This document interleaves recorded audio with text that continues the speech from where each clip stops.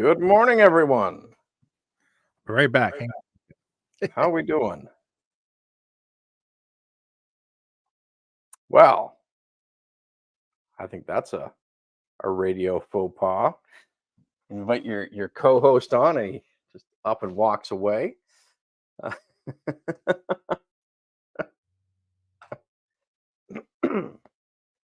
How's everyone out there doing tonight?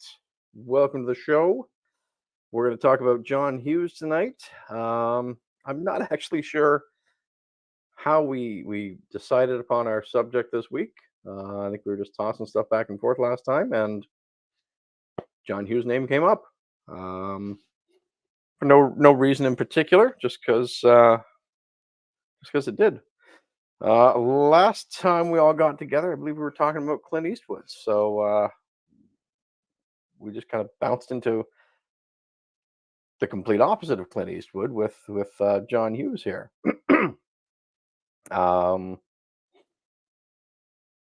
Hughes is known for a lot of influential, a lot of important films from the late 80s, early 90s. A lot of the teen dramas, the coming of age stories, the growing up, the dealing with high school, dealing with friends, dealing with life, accepting life and moving on with your life sort of films, and some just pure straight comedies too, really.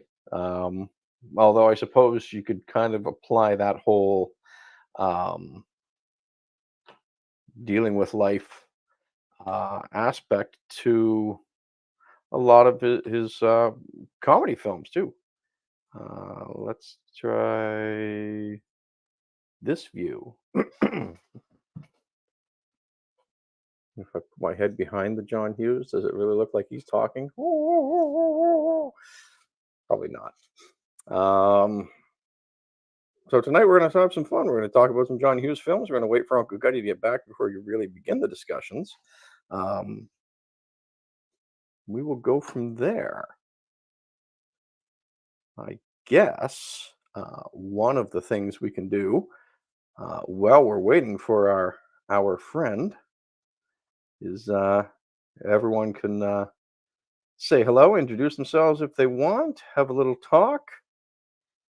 Join the conversation, everyone. We're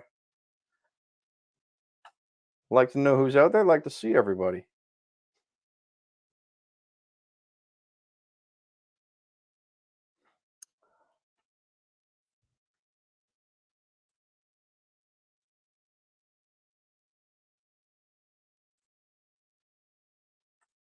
Just looking for a quick little file.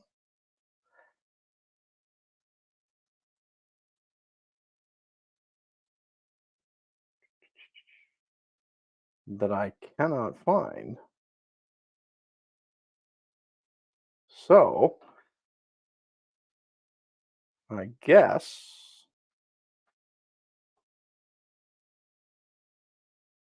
we'll have to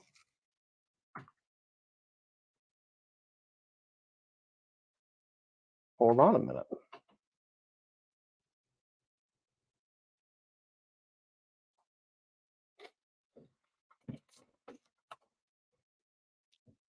Never mind, I found it.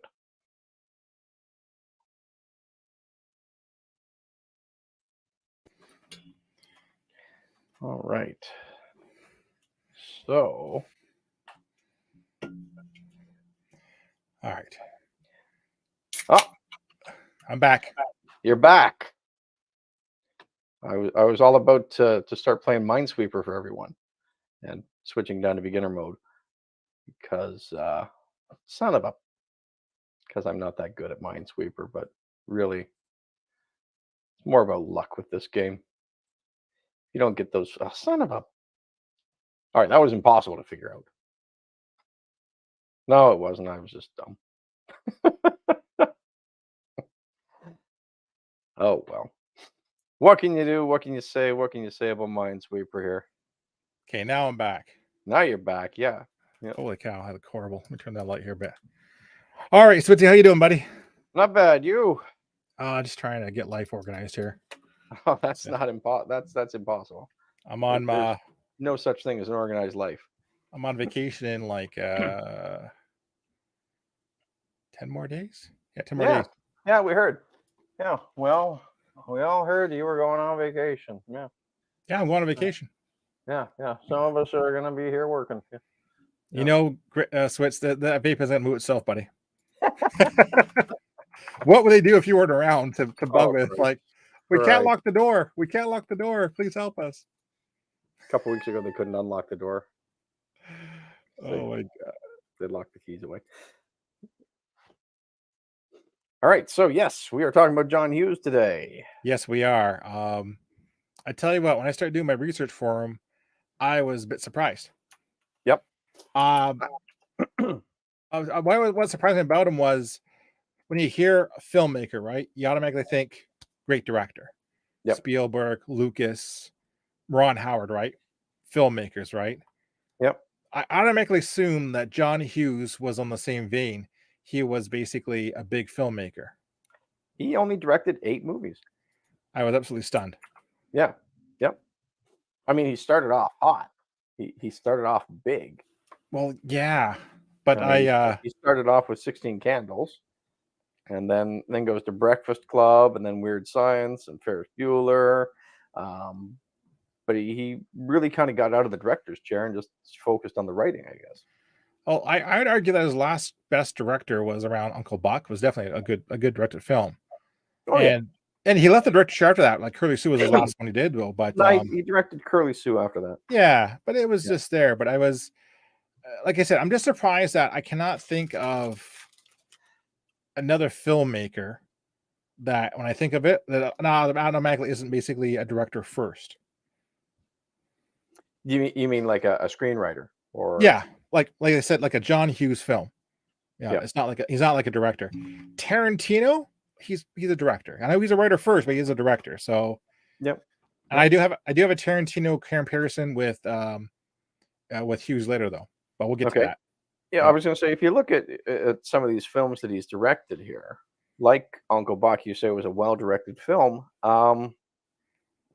I say it was a great movie, and I love the film and all that. But I think anybody could have directed it. I'll give you that. I Absolutely. there was nothing special about the directing that made it jump out to me. Um, there, it was the story that jumped out. The writing really jumped out, not so much the directing. It Absolutely. It was competent. it wasn't a complicated film to direct. It didn't need um, crazy camera angles and 1,000 different lenses and special effects galore or anything like that. It just with the cast that he had and with the story and script that he had, it almost directed itself. Yeah, like I mean, you didn't have that many characters in the film. You had the kids who were really good and just kind of like off to the side. Um, but you could almost say it was almost a one-man show with John Candy and just everyone kind of around him in his orbit because they didn't have to be great actors, sorry, because they were all bouncing off of Candy, and they didn't need great direction to bounce off of him because of his skill level. I would argue. yeah, Yeah. I gotta And, say, and and sorry, yeah, that's kind of where the anybody could have directed it falls into play. Not anybody could have written it, but anybody could have directed it. I would challenge that to a degree that not so much cinematography, but I think Hughes got a very solid performance out of John Candy from that for his directing though. True, But but he'd worked with John Candy before, and John Candy is you want to call him a known property. When you cast John Candy, you knew what you were getting. Oh, absolutely. Like he was There were no surprises. You no. knew that you were getting an exceptionally talented Second City alumni, um, who could act and joke and improv and really do it all, um, without much direction. Hmm. Just see what those other films he directed. And I can only consider two, I think, that were notable. One is Breakfast Club, and the Yep, other one would be Ferris Bueller's Day Off. yep. Some I, of the I would scenes, yeah. I would call those his most famous films. Yeah. I think they're his Um, best directed films too, because some of the yeah. shots in those Yep. ones, especially Ferris, was basically unique and advanced the plot. Like you said, Yep. who could have done it a different way, kind of thing. Did he Yes. have a style? I wouldn't say he had a style, not from a director point of view. No, he had a style for writing, I think. Absolutely. So let's talk about that. Yep. We go back to his early stuff, right? We talked about obviously there's that whole 80s teen stuff. 16 Candles, Breakfast Club, Pretty Pink, Weird Science, that huge bulk. We know that stuff, right? Yep. But before that, he did Mr. Mom, which I thought was pretty dang funny. Uh Lampoon's Vacation. So here's He wrote, yeah, National Lampoon's Vacation, the original one. and now here's something I'm gonna challenge you with. This is pretty bold though. Is it a well-written film, or is it Chevy Chase's performance that carries that film?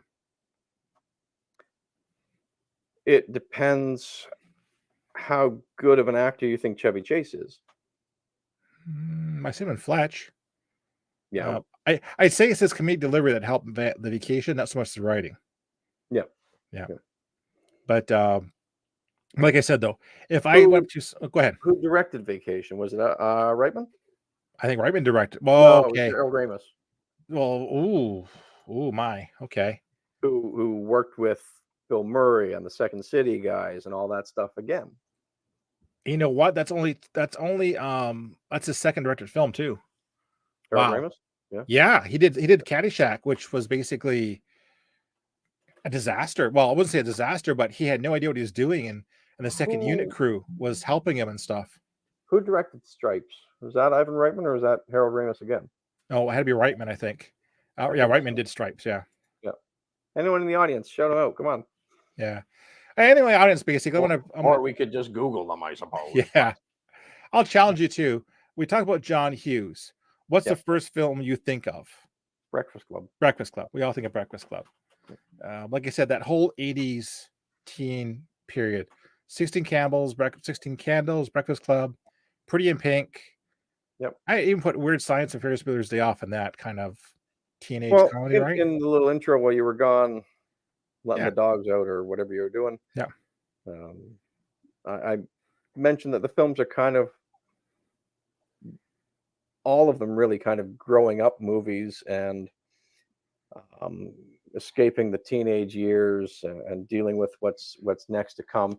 Even Uncle Buck was kind of like that because he was It the was. man child character who then has to take responsibility and yada yada yada. It was basically, and I think you hit on the head. I think Hughes is best when he does those coming of age films, right? Yep. Like Breakfast Club, a fantastically written film. Yep. 16 Candles, Pretty in Pink to Lester Give, but still entertaining. Weird Science was funny, but Yep. uh like Even if yeah. you look at a few other ones, like if you look at Great Outdoors and Planes, Trains, and Automobiles, they kind of still have that same growing up theme to them for certain Oh, characters. well, John Kerry's character in Playing Trains and Automobiles comes off as an immature buffoon. Yeah, And then by but the end he has some at the end, maturity, right? you realize why he was where he was, Yeah. and but he grows up. Steve Martin's character as well comes across as the pompous jerk Yeah. and all that, and eventually learns to accept John Candy's character. You can even Uh, argue Home Alone, Kevin grows up to a degree kind of thing. yeah, yeah. Great Outdoors, same sort of thing. Although really, the John Candy character had kind of already accepted responsibility and was already there. It was the Dan Aykroyd character that kind of had to grow, Hmm. which is a surprise because you'd think that he, from the outside appearances at the beginning of the movie, he seemed to be the one that was growing up and had it together. They were brothers in that one, weren't they? I think I think they brothers or were brothers brothers. in law, Yeah, I think they were basically like he was a rich brother, he was a poor brother. or were they brothers and brothers in law? Like one of them married the other's sister. I Something can't like that, remember. yeah. Yeah, yeah. I do remember seeing that film in theaters with my dad and all that. Yeah.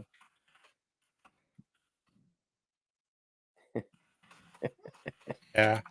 Just So remember the bear in the cabin. oh, exactly, the bear with no hair and the was it the 98 ouncer or 86 ounce or something like that? He had that huge Something like steak and that. all The the steak. gristle? Yeah, yeah. That's all just fat and gristle. You Yeah, don't eat it exactly. all. Yeah. Yeah. I'll tell you what though, Breakfast Club is timeless. My Yeah. kids, Yeah. love Breakfast Club.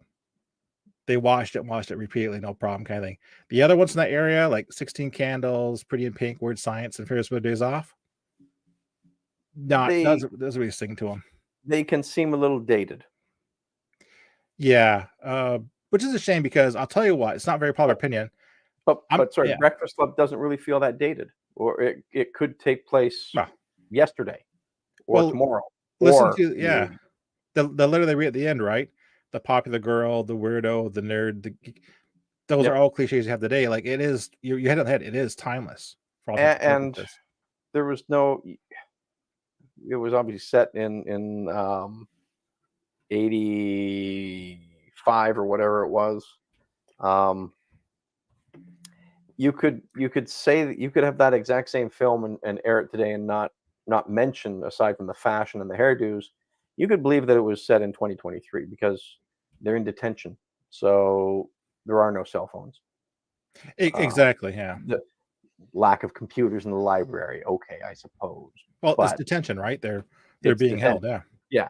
Yeah, yeah. You could almost they don't need to ever remake that film, they could just re-release it.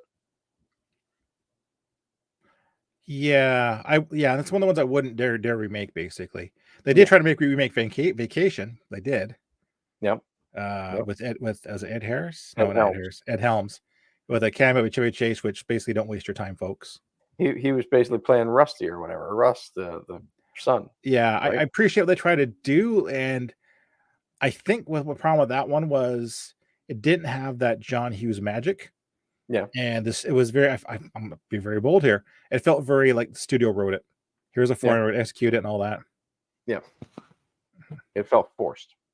Exactly. Yeah, yeah. I'll have to tell you something really unpopular. I'm not a big fan of Ferris Bueller's Day Off. No? I no, I like some of the quotes. It is pretty good. But I think it's kind of dumb. It's sorry, I'm sorry. I just think it's kind of dumb. I thought it was a fun movie. It was a great one for the time. It was interesting. It because in my memory at least, it was one of the first or the earliest films I remember where the fourth wall was broken by the characters or a character. Um, talking directly to the audience. Oh yes, Yeah, yeah, that I can think of which made it basically. kind of groundbreaking, made it extra fun. Um, I mean, Ferris Bueller obviously had a big influence on a lot of other um, movies and characters and shows and things like that. Do you remember Parker Lewis Can't Lose Oh, on Fox? absolutely. That was a Because fun show. Yeah, yeah, it competed with the Ferris Bueller Day Off TV show that was destroyed. yeah, The first thing they did was actually dist themselves from the movie and cut yeah, up a cardboard cutout of Matthew Broderick on TV. See exactly how that went, basically. yeah. Uh, do you think Ferris Bueller is as timeless as Breakfast Club? Are people clamoring to watch Fearless Bueller? I would say yes. I would say Ferris Bueller has achieved that cult film status, the same as Breakfast Club. Um, It's about it's a bit of wish fulfillment with the kids wanting to experience the day off and the day of fun. yeah, I must admit, and it kind of took. I see what they try to do, and I think that's why it had some of that magic because who didn't want to play hooky from school, but play Yeah. hooky in a big way, basically. Yeah. Yeah. And we all want to be Ferris Bueller because he Who didn't want to have the water tower painted? no, Save Ferris. Yeah. well exactly. Yeah. But yeah, so it's funny. So moving, I thought there was a greater period between Ferris Bueller's Day Off and Planes, Trains, and Automobiles. It was only a year, Yep. and And that's quite the drastic shift in stories. yeah, so I think like that. Yeah. But just because the films were released a year apart doesn't mean that he wrote them a year apart. He could have written them 10 years Yeah. apart. We don't know that.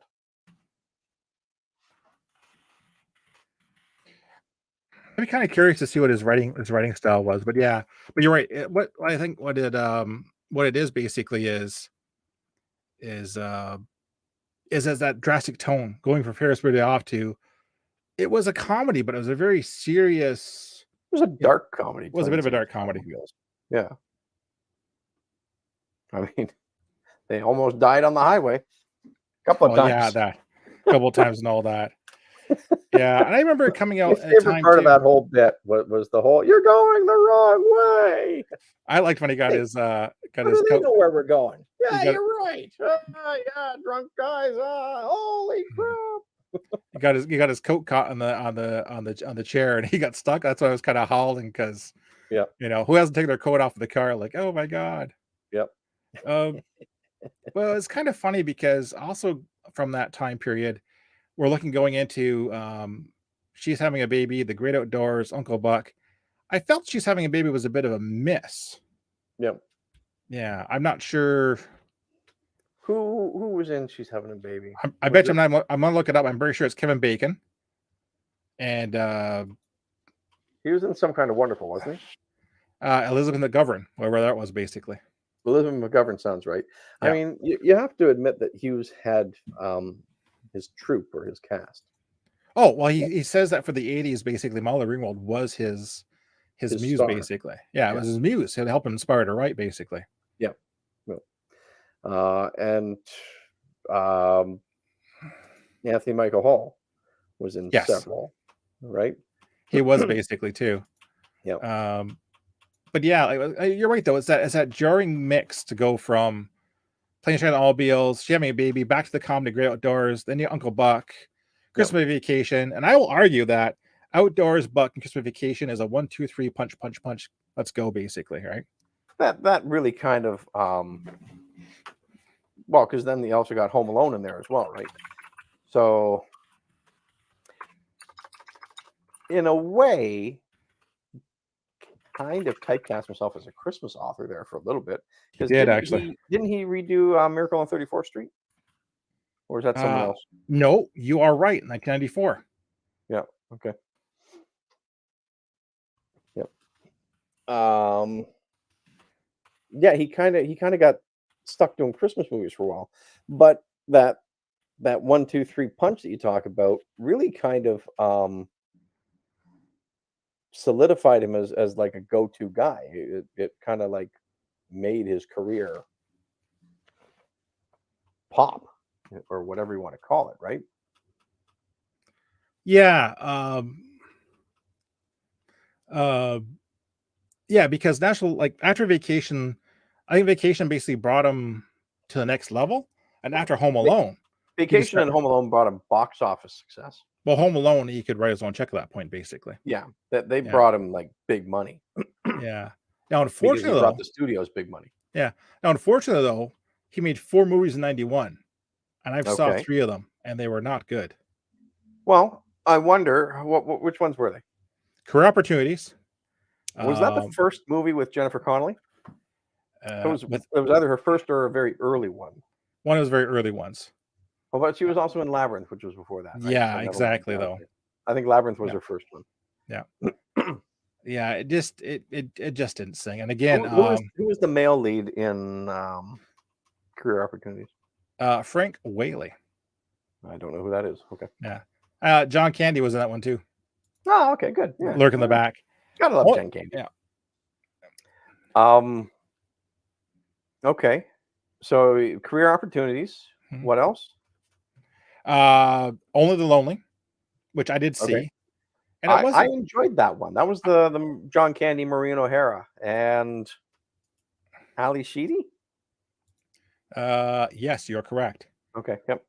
I enjoyed that one too. Basically, Just well, he falls in love with a Maureen mortician. O'Hara sold the movie. Although it wasn't a great comedy, it was a good movie, with funny bits. Exactly, It and I Chris, think it yeah. disappointed people because it wasn't with the cast that it had, it wasn't laugh out loud, fall over funny. The trailer was funny, but Yes, the film didn't represent the trailer really. Um, but it was a good movie, I thought. And like I said, it was. Maureen O'Hara was incredible in that one. She was I would almost argue was funnier than John Candy. I would say John Candy was almost a straight man in that one. It was actually surprisingly, and I think it is a really good straight man Yeah, age. yeah. And what else did we have after that? That was probably around the Curly Sue era, right? Curly Sue and Dutch and that time You're period. right. That's what's happening next. Is Dutch comes next. Okay, so these weren't great, greatly reviewed films. They weren't great successes, but who directed them? Could it be Oh, that he didn't that the directors didn't get his writing style and writing touch and couldn't handle his characters as well as if he had directed himself, or if someone who was in his troupe or his cast who was more Hughes friendly had directed them? well, Curly Sue was him. He did direct that basically, Okay. Yep. and it doesn't do very well at all. It just Yep. was fell flat. I didn't see that one. So it could just be it was You're a not bad missing much. could be it was just a bad film. I mean, everyone strikes out once in a while. It was a film. Even yeah. It Yep. was a I film mean, basically. the best hitters in the major leagues bat only 400, and that's rare. Yeah. So It to have a miss, not not a surprise, not the end of the world, I don't think. well, Dutch. I hate to make excuses for Hughes, but Dutch basically was a vehicle for Ed O'Neill. From he was high on the Married with Married with Children. Children, so they're probably So looking cast, for a movie. Please yep, write us something, and that's how yep. I would assume how that came about basically. And it's a And terrible it could film. be that Ed O'Neill was a bad choice for a John Hughes film. I don't know. I remember that one vaguely. It's been 100 years since I've seen it. So I remember enjoying it. I don't remember loving it or anything like No, that. I don't remember renting it twice. no, I thought it That's was right. We rented them. yeah, I thought it was all right. It Yeah, is what it is. It was basically Ed O'Neill playing a version of his Al Bundy character. but with a gentler touch Yes, because he was more of a family figure or a father figure or a nice. It was similar but different. exactly. But Yeah, like I said, yeah. those ones I kind of thought weird. But then after Curly Stew, we get into I want to say his kids period. Was that the Home Alone era? Beethoven, Home Alone Okay. 2, Yep. Dennis the Menace. I didn't know he wrote Dennis the Menace. He wrote and produced it. So Beethoven I thought was great. Of course, That was what more the Walter Matthau one, right? the no, it was Saint Bernard with No, no, no. I'm talking Dennis the Menace. oh yeah. No, That was great. Be- Beethoven was Charles Grodin. Yeah, I could watch. Beethoven was great. Home Alone 2 was great. Like they Yep, were entertaining films. yep. And then he starts stumbling a bit because then we get Baby's Day Out, which was not a good film. That one surprisingly had legs to it and I know, eh? sold a boatload of VHS copies of that. People wanted that movie. Even if it wasn't that good, I would argue that it did reach a certain level of cult status. Maybe I would not in the argue that. box office side, but on the home video side, You would know it on the rental did side. The very rental well. side would be wild, yeah. Yeah, yeah. And then he got into Miracle on 34th Street, which was a straight up remake, Yep. which I'm always very leery about remakes of classics. Who was in the original? Was Oh my Maria god. O'Hara in the original? The original Miracle on 34th Street? Yeah. Ooh. Let me see here. Might have to look that Oh, one up. geez, yes, Maureen O'Hara, John Payne. Okay, so Yep. that's very ironic then when you think back to Only the Lonely. Yeah, very ironic. And it Yeah. wasn't bad. Like I said, Miracle 94 film wasn't bad. It No. was good, but I think unnecessary. Um, I don't know if it was unnecessary, just because it was a good story, the original one at least. A lot of people had a version of black and white, and a lot of people had a version of the classics. Yeah, So why not make an updated version for them? yeah. If you're not going to drastically change or do anything to it, go ahead. People liked it, but Yeah, it just didn't become that classic, basically. yeah, yeah. And then I think basically, I don't know. I can't say if it went south or what, but we got 100 Mile Dalmatians, the live action, which is how do you basically write an animated film? Flubber, Rob I Williams. Do enjoyed Flubber. you like Rob Williams? Yeah, You know what? For a 97, the CGI was pretty decent in it. uh, it was actually, and Yeah. like for what it was, it's pretty good, basically. Mm. Uh, but yeah, and then we get Home Alone 3. Did he write that, or was this just one of Oh, those like characters based on? he wrote that basically. Okay, all right.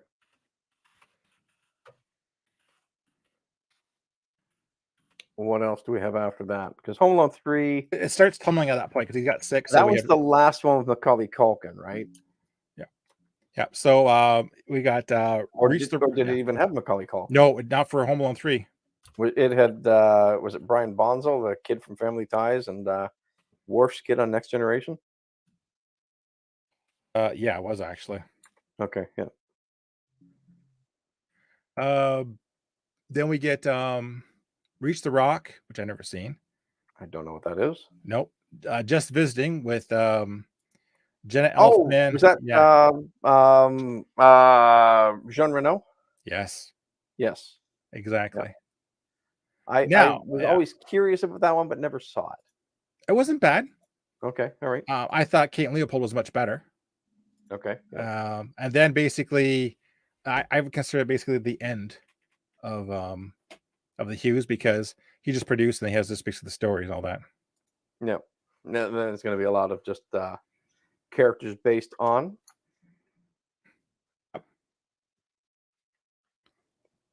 But it just says story. All it says basically. Then it kind of just like it's Drillbit Taylor. I enjoyed Drillbit Taylor. I thought it was pretty funny myself, actually. Decent. And it now I didn't know that he had anything to do with that, but now that I think about it, it kind of has a bit of that Hughes touch to it with the whole growing up theme with Owen Wilson's character there having to kind of be responsible and he kind of took care of those kids and stopped the bullies and just got his life on track, sort of. I like how he called back to My Bodyguard. Who was the other guy that was in that one that was like the other homeless guy that was with him there? Was it the Danny McBride? I think it was. Who kind of showed up, hey, I'm doing the same thing as you. I'm pretending to be a substitute teacher. Walk around with a mug here and they let you in. I know. I think it was. It was actually too. Yeah. Yeah. Yeah. But, and it was funny too because they got him for Made in Manhattan a story. Okay. That was the Jennifer Lopez one? It wasn't bad. Okay. Yep. It wasn't bad, basically. But When he died in 2009. he did.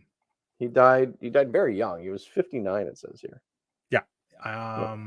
What did he? It was a heart attack, wasn't it? He was jogging or whatever and just dropped dead. Yeah. That's what it was. Taking a walk to a hotel, yeah. He was in Chicago or something, wasn't it? Yep. You got it. Yeah. Yeah. He was actually he was in Manhattan, pardon me. Oh, okay. He was visiting his son in Chicago. Yeah. He was buried in Chicago. Oh, okay. All right. Yeah. He left a He lot he he didn't grow behind. up in Chicago or anything. No, he just liked that basically, and apparently left behind a lot of unproduced screenplays. Yeah. I'm looking at the list here. Right at the top there. National Lampoon's Jaws 3, People Zero, 1979.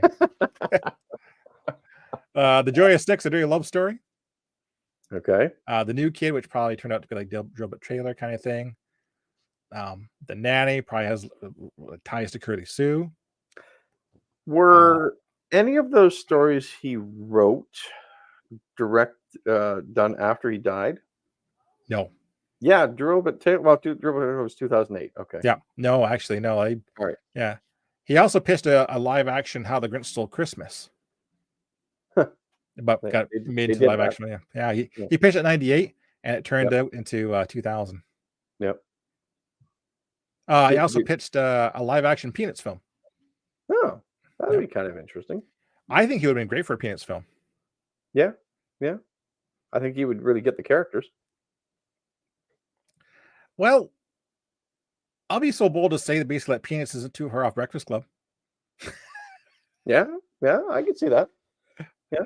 Like you look at basically, the nerd, the jock, and all Hmm. that. It's not that far of a stretch, basically. The mean girl, the popular girl,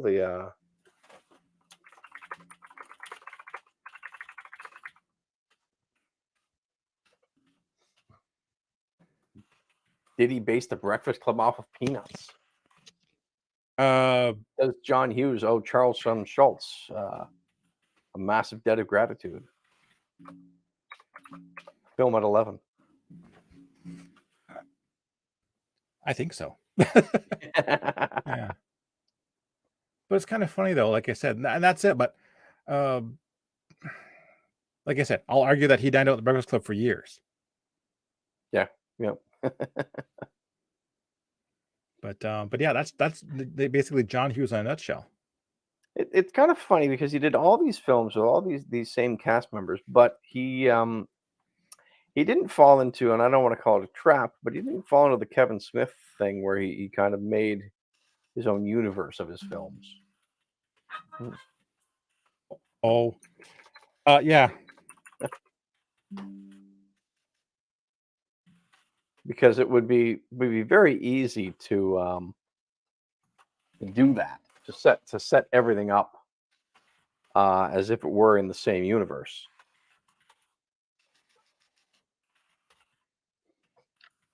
But I guess he didn't want to.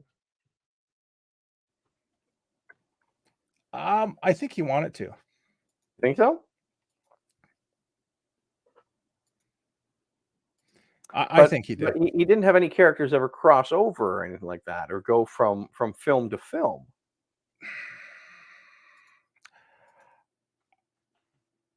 Okay, well, I'll put it this way. I think he wanted to, but he fell in the trap of using the same actors instead because they gave him a comfort.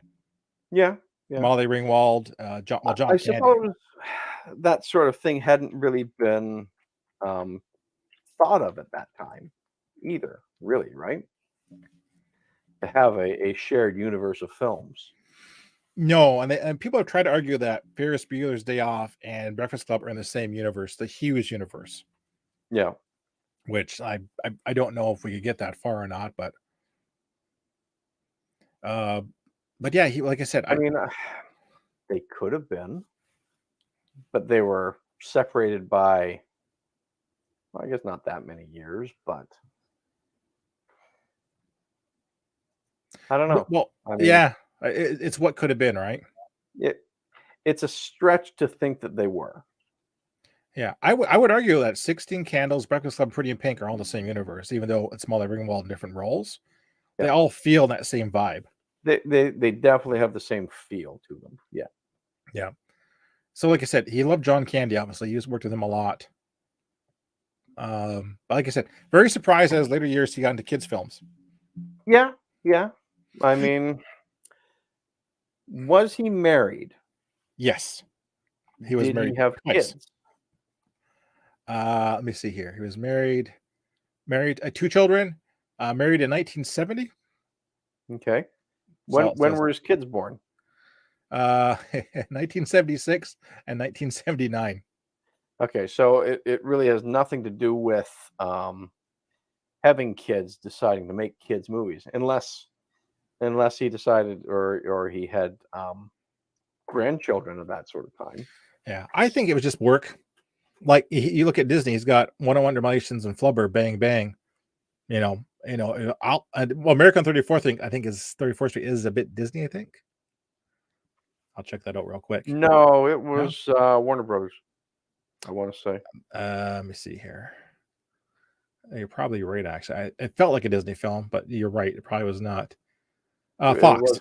It was Fox. Okay, So yeah. it's Disney now. No.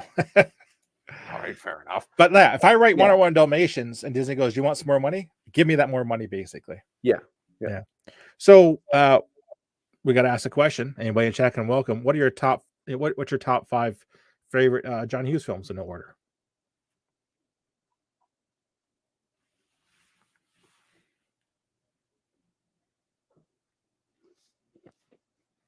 I would have to go Uncle Buck being my favorite. Mm-hmm. Absolutely. I would have to say Breakfast Club is a very high one. Mm-hmm. Even though I don't think I've really seen any of the other teen ones. Okay. Pretty in Pink or 16 Candles or anything like that. They just, I wasn't into them. I probably should watch them, but they've never come up. Weird Science was a fun one, but not a great movie. I mean, it was basically a genie in a bottle sort of thing. Planes, Trains, and Automobiles. Great Outdoors. I would have to go with like the Steve Martin, the John Candy stuff. You know what? My list is much different, Switz. Yeah. Uncle Buck, Breakfast Club are right up there. There's no question. Yep. Then I'd argue to fill them out with Planes, Trains, and Automobiles, Great Outdoors, and for me, probably Ferris Bueller. No, interesting. Mine are a little different, but like I said, Breakfast Club, Uncle Buck, probably top of the list. Yep. I've seen Pretty in Pink and 16 Candles. Yep. They're okay, but they don't resonate with me. Maybe I'm not the right audience. Yep. You know, I'm not a Ferris Bueller fan. Yep. But Planes, Trains, and Automobiles is on that list too.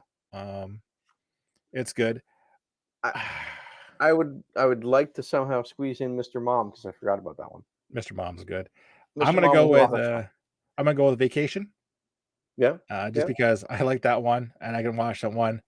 And to round her off, shoot me. I'll go Home Alone. Just shoot me. Nothing wrong with it. It was a funny, fun movie. It was a I was going to say, I wouldn't say so much the writing. It was obviously the actors. Yeah. Joe Pesci and his partner in crime there.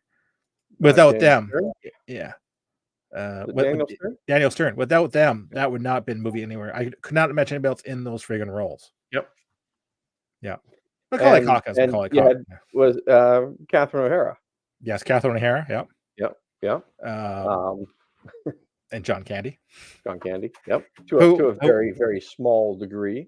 He came in. He filmed his part as a Polka King in one day, 23 hours. Yeah. He was paid $1,414 as a favor to John Hughes. Yeah. But in return, John Hughes let him improvise all his dialogue.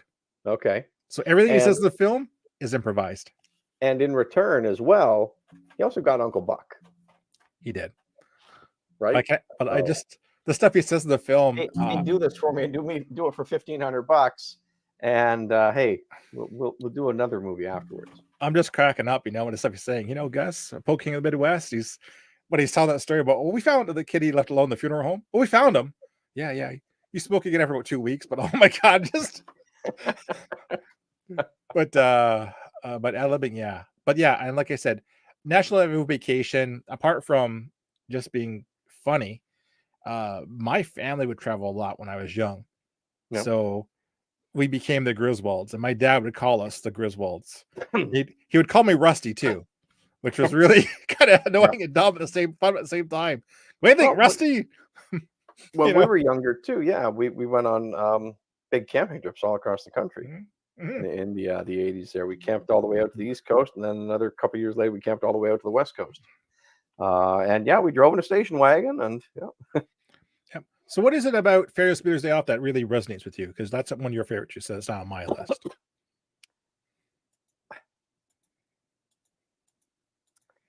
Is it that breaking the fourth wall?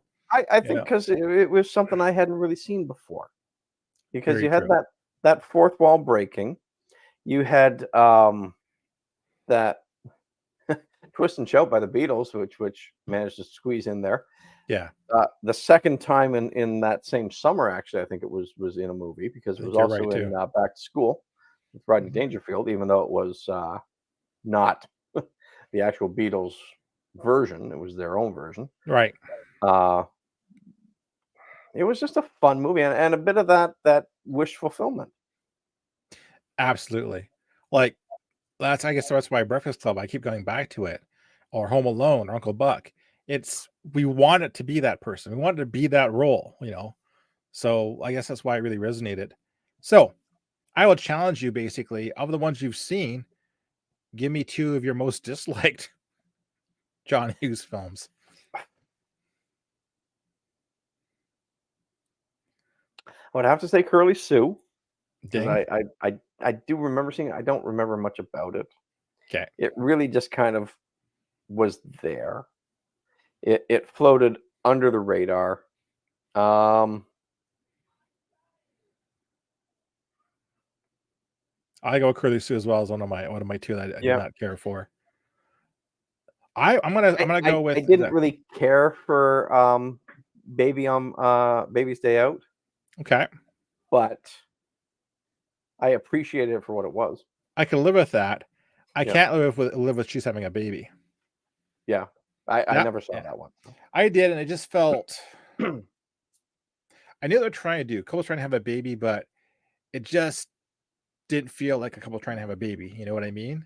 Yeah, It just felt. It didn't even feel like it wasn't funny. It wasn't dramatic. It was just there. So I felt it was a bit of a miss for Hughes. Those are my two ones I do not care for. yeah, Yeah. yeah, And like I said, you don't have any girls. I have girls, so obviously they consumed the Breakfast Club yep. and Pretty in Pink and all that. I have Kitchen actually sink, have all that. a CD, like a CD kit, or a package that came in a like a high school binder of those three movies called Yeah, the yep. Hughes I High remember School that Collection. collection. Yeah, Yeah, there's yep. the reason why it came in that. So like that, but Planes, Trains, and Automobiles, Great Outdoors, all those other comedies don't really um, resonate with them. So they didn't really care for them. They do like Uncle Buck, only because they watched it they were young and they thought having Yeah. a cool Uncle Buck was cool. Because who doesn't love okay, pop quiz. What's your favorite part of Uncle Buck? Give me one of your favorite parts of Uncle Buck. The drunk clown. Yeah, that's my Uh, part too. actually, just before that part, um, the part where he's making the pancakes with the Giant shovel, pancake. I was gonna say the and when he same comes in, thing. it's like, holy cow! It's like you should have seen the toast. I couldn't even get it through the Those two stick out to me. Pam door. has a video of me walking as Uncle Buck with my face over it, Yep. hitting golf ball or the axe. Like, all right, is that one line? Do you ever commit ritual murder? Yeah. Like, Yeah. but the clown sticks in my head. Like, put her there. Get in there, mouse. Get One of out my of here. favorite parts, of course, is the telling off of the teacher, the guidance Oh, counselor, whatever she was. Not just for the mole part, yeah. which was No. definitely very funny, but for the little bit after he leaves the classroom or after he leaves. First off, you get the kid who was next in line just like loving it. Uh, but then his little the musical rendition as he walks out, the bow bow, as he's walking down the hallway with the little Well, fist pump there. that's Just a I really love that, good point, actually. and of course the urinal scene. Yeah. During that rundown of that guidance counselor, whatever kind of thing, Yep. he's talking about crushing a kid's dreams and all that kind of stuff. I'll tell you what, that's Hughes writing in a nutshell. Oh You yeah, could yeah, right there. That's right there. absolutely. Yeah. Of course, so is like, I am a god in local children's entertainment. But I think he tried to inject that in all the films later on, even in Dutch and Curly Sue. He tried to, not so much later from Dennis Smith onwards. It wasn't there basically, but that, chasing your dreams was a common theme of his, I think. Not Yeah. giving up. Like Yep. vacation, going in the Wally World, Mr. Mom being successful. It's all there. Mr. Mom was a lot of fun. I remember watching Mr. Mom way back in, I want to say like grade 5 or 6. They 83, so I was 11. brought in the VCR. Yep. We watched it in class one day for whatever reason, and it was just brilliantly funny back then. Well, it was Keaton, right? Keaton's comedies. Yep. There's no question that it was, it was his genius, because that was his fourth film. First, you don't count. He had Night Shift, then he slid into Mr. Mom. Yep. So you knew then he's rocking it. Then he falls at Giant Dangerously. But yeah, it was a good, safe, fun comedy. Yeah. Yep. And Terry Garr was really good in it. Absolutely. I might have to hunt down some kind of wonderful career opportunities and just check them out to see what kind of fingerprints Hughes left on them. It would be curious to watch them now. Also to kind of compare two from different decades of production and of his writing, because I would assume that Career Opportunities was written as a 90s comedy, as a 90s movie. Career Opportunities would have been Dutch's, Curly Sue is. Only the Lonely, I would almost argue it's late 80s. Like it's still trying to clutch on that 80s comedy from I remember. But you make a good observation. I did think he did change his writing style to meet the 90s formula. Yeah. Because those 90s films, you feel them. Like Home Alone 2, Beethoven, Desmond, Baby's Days Out. They are 90s films, and you know it when you see it. Ghostbusters 2 is a 90s film. Turtles, you know it when you see it, compared to like Breakfast Club, Vacation, A Weird Science. Totally different approach to that, basically. Oh, you got it, Pontiac. Has anyone gone on from any of these movies to really make a name for themselves, really? Like from his films? I'm looking through it, yeah. The most successful is probably going to be Matthew Broderick, or the most currently active. Yeah. What is Molly Ringwald? Gotta love her, but what has she done lately? I want to say she's in Riverdale. I'll go look her up real quick. I was gonna say if she's done anything, it's gonna be TV, right? Oh, everybody's doing TV nowadays. Yeah, because that's where the money is. Yeah, streaming.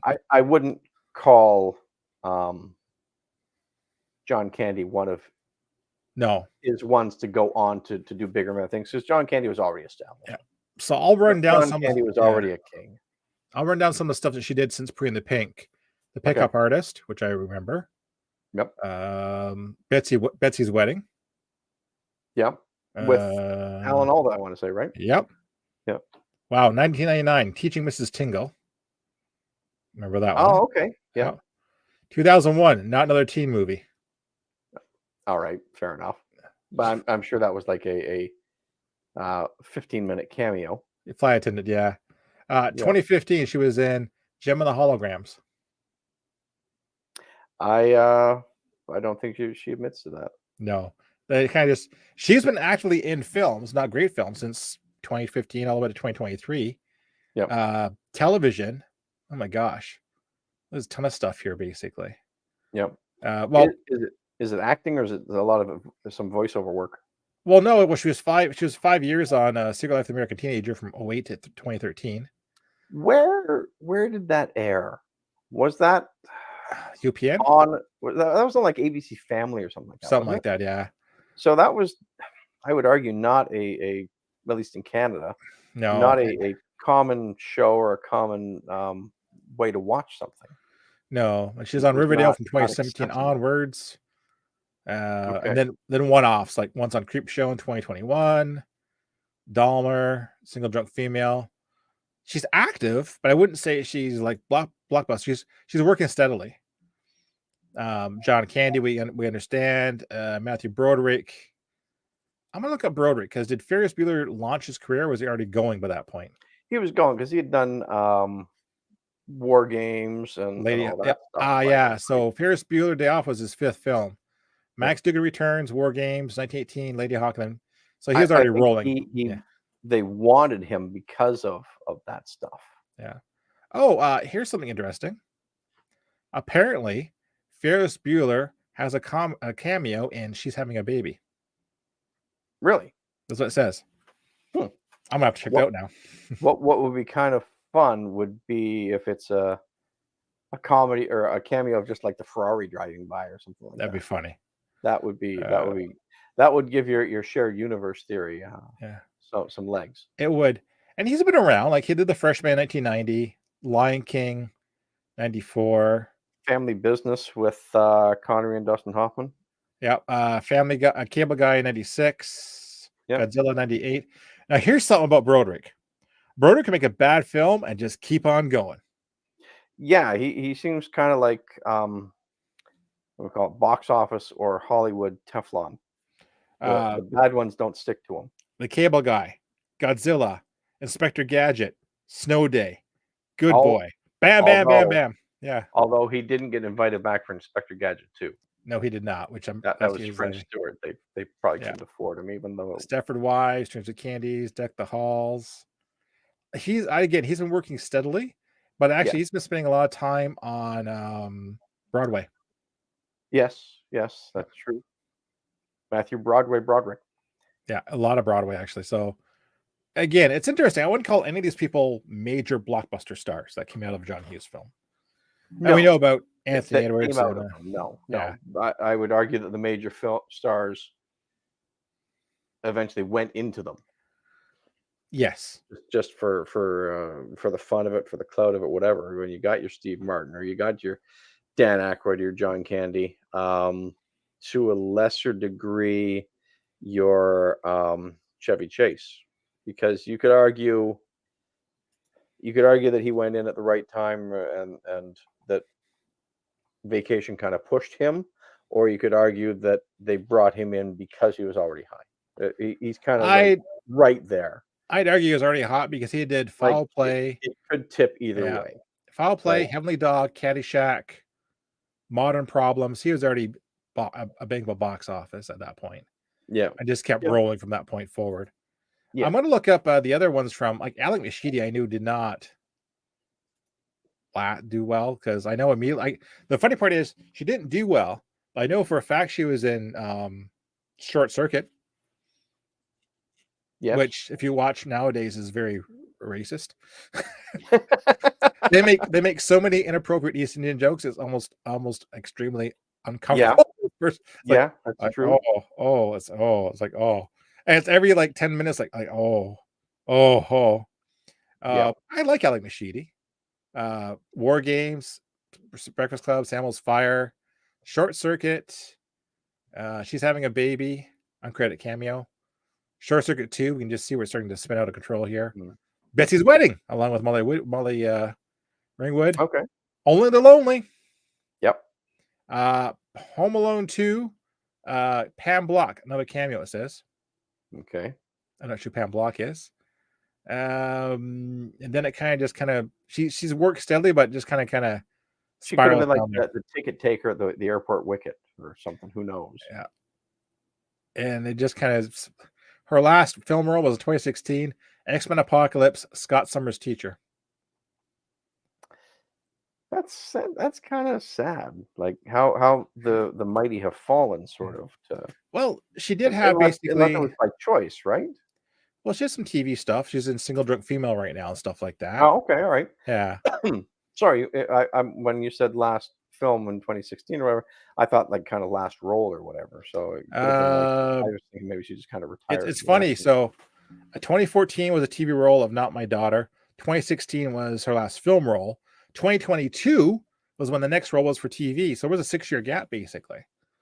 Maybe Um, she had kids. Maybe she had something else going on. Maybe she was abducted by aliens. I don't know. could be.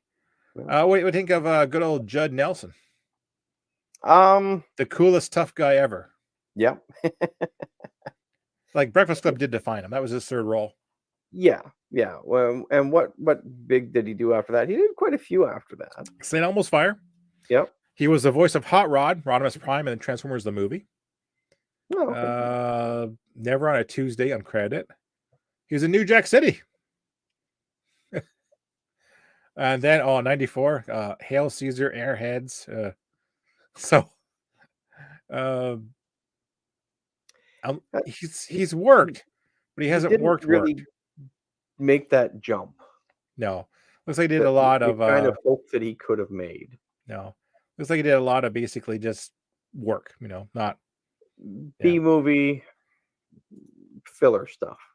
Yeah. Anthony Michael Hall is extremely interesting. Yep. Only because I read a recent interview with him because he hiked across this massive trail, the sun, like a 30-day trail, right? Because he did it once and it kind of centered himself. So he did it with his son to center himself because he had a huge problem coming to grips with not being famous or not being popular anymore, like kind of thing, right? Like Okay. not succeeding in his mind. Then he Yep. realized when he stepped back, that wasn't the point, of life kind of thing, basically. And he was kind of basically centered himself saying, I'm happy where I am, what I've got, basically. But I guess for a long time, he really, if I read our interview with basically a crisis, basically. Yep. I just Um, looked him up there. I knew he had done a show that for a long time. It was Dead Zone that I was thinking of, okay. which 5 seasons of that. Yeah. 5 years of So, it. Like, that's pretty decent. But that was we, 2002 to 2007. yeah. Well, you come out hard. Six Pack, Vacation, 16 Candles, Breakfast Club, Weird Silence, uh, Yep. Edward Scissorhands, a bit part there, Into the Sun, 60 Degrees of Separation. And then that's from 95 kind of Well, starts then he did like Johnny Be Good. he did that too. Yep. And then from about Um, there, he's worked steadily. But, yep. 2001, Freddie Got Fingered. Oh boy. Yeah. Nothing notable. Nothing like. 2008, The Dark Knight, Mike Engel, whoever that is. Well, that was the guy who got. I don't know. I'll have to look it up. That's too But yeah. bad. I mean, really too bad that because he was a recognizable name and face. Yeah. That if he was in Dark Knight, I don't remember who he was. He did 5 years of Dead Zone, you're correct, from 02 to 07. Yep. 2 years of Community, 2 episodes technically. Seaside Miami, Rouse 13. He was on the Goldbergs as Rusty Pearl with a security guard for 9 episodes. Again, it's interesting because, like I said, you got to put it in perspective too, right? Everybody thinks you make that one big film and you're set for life, and that's not the Yeah. case. Yeah. A lot of the people that are striking right now are trying to understand that. Yeah, I was on TV. I did a show, but guess what? I It's don't need to over. do more than a show. It's over, exactly, right? I have to Yeah. keep working to feed my family. Unless you were on the cast of Friends or something huge where you're making $1 million an episode or even 100 grand an episode or whatever. A lot of these people aren't getting much at all from No, residuals and reruns or anything. And no, that's the unfairness of it all, where you think an actor like, say, Anthony Michael Hall, who did 5 years of Dead Zone, should be, you would think, set for life. but you think about it though. Let's He's say, probably yeah, quite comfortable, I'm sure, yeah, but the fact that he's still doing all these things shows you that they're not set for life. no, and I attribute basically on a good season of a TV show, it might feed you for 2 years. That's my Mhm. my idea, right? So I've been working continuously. Those residuals, I've seen people on TikTok open up the residual checks, and 45 they're not cents. 45 cents, $100 and all that. So it wasn't like in the 80s and 90s. Like one guy said that I could write a TV movie and get paid 100 grand, and I was good Yep. for the year and a bit kind of thing, and I could beat my insurance. Those days are long gone. And some of the Hollywood practices are doing now is, so one thing I observed really interesting was there's a show called Bob Hart Agricola or whatever, something like that. Barb Hart, Abby Scholler, whatever. Yeah, Yes. Abershall, whatever. Yep. Anyways, they're making a change. So instead of basically having guest like reoccurring cast, whatever kind of thing, they're delegating them to guest stars. That allows them to pay them less and not guarantee them a role, basically. So they can give them basically, we'll give you 5 episodes. They don't tell them when those episodes will occur. So they say, well, it's not fair because we can't hold our schedule open waiting for these episodes to happen. Yep. So it's all this Hollywood accounting. And like I said, I'm all for the strike.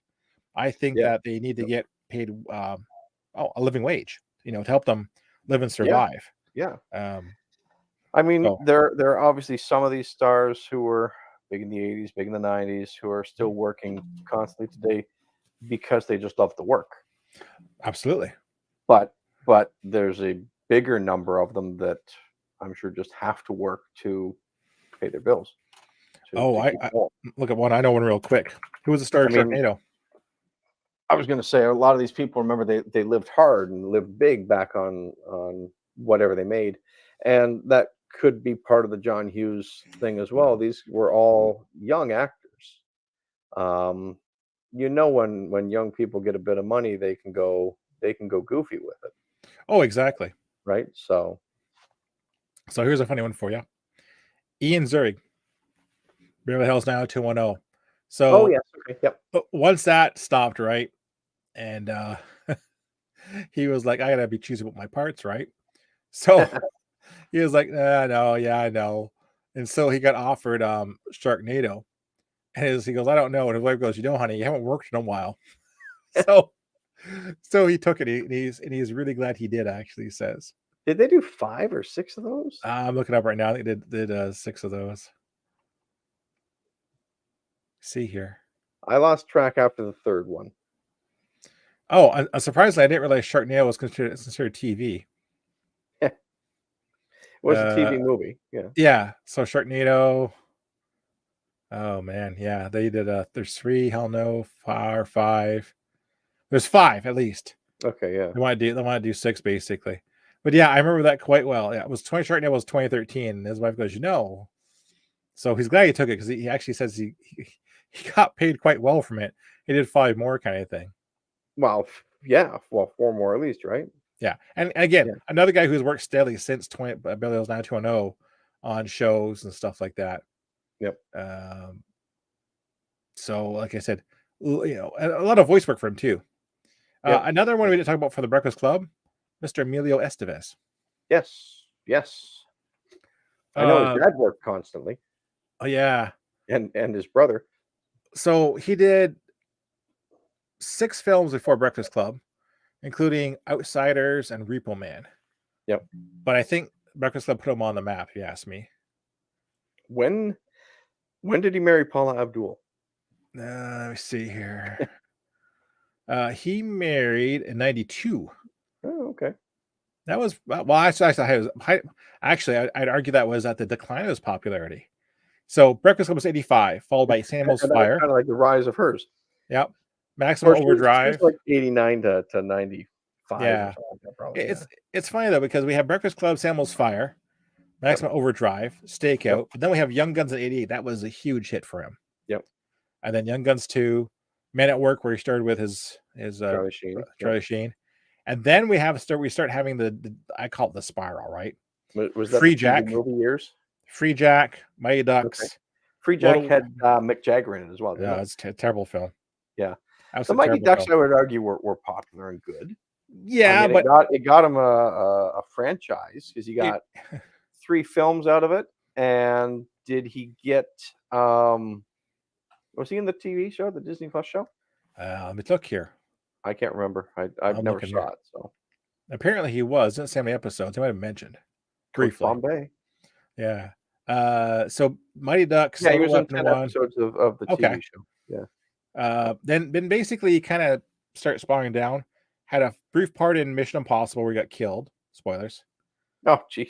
And then at the start, yeah. And then I really can't say anything after that is popular. Late Night, Sand, Rated X, Three Wise Men, Well, Arthur and the he took a Invisibles. bunch of time off, but, like, Mighty Ducks 2 was 94, then he did, nothing till 96. Yep. He did an episode of Single Guy as himself. He did then Mission Impossible, uncredited. War at Home, Mighty Ducks 3, then 2 years off before Dollar for Dead TV movie. He really took his time.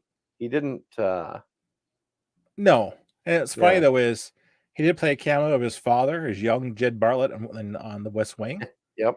and he did direct 4 or 5 episodes of like The Guardian, Cold Case, CSI New Okay. York from '03 to '05. But yeah, He again, he really he really toned it down.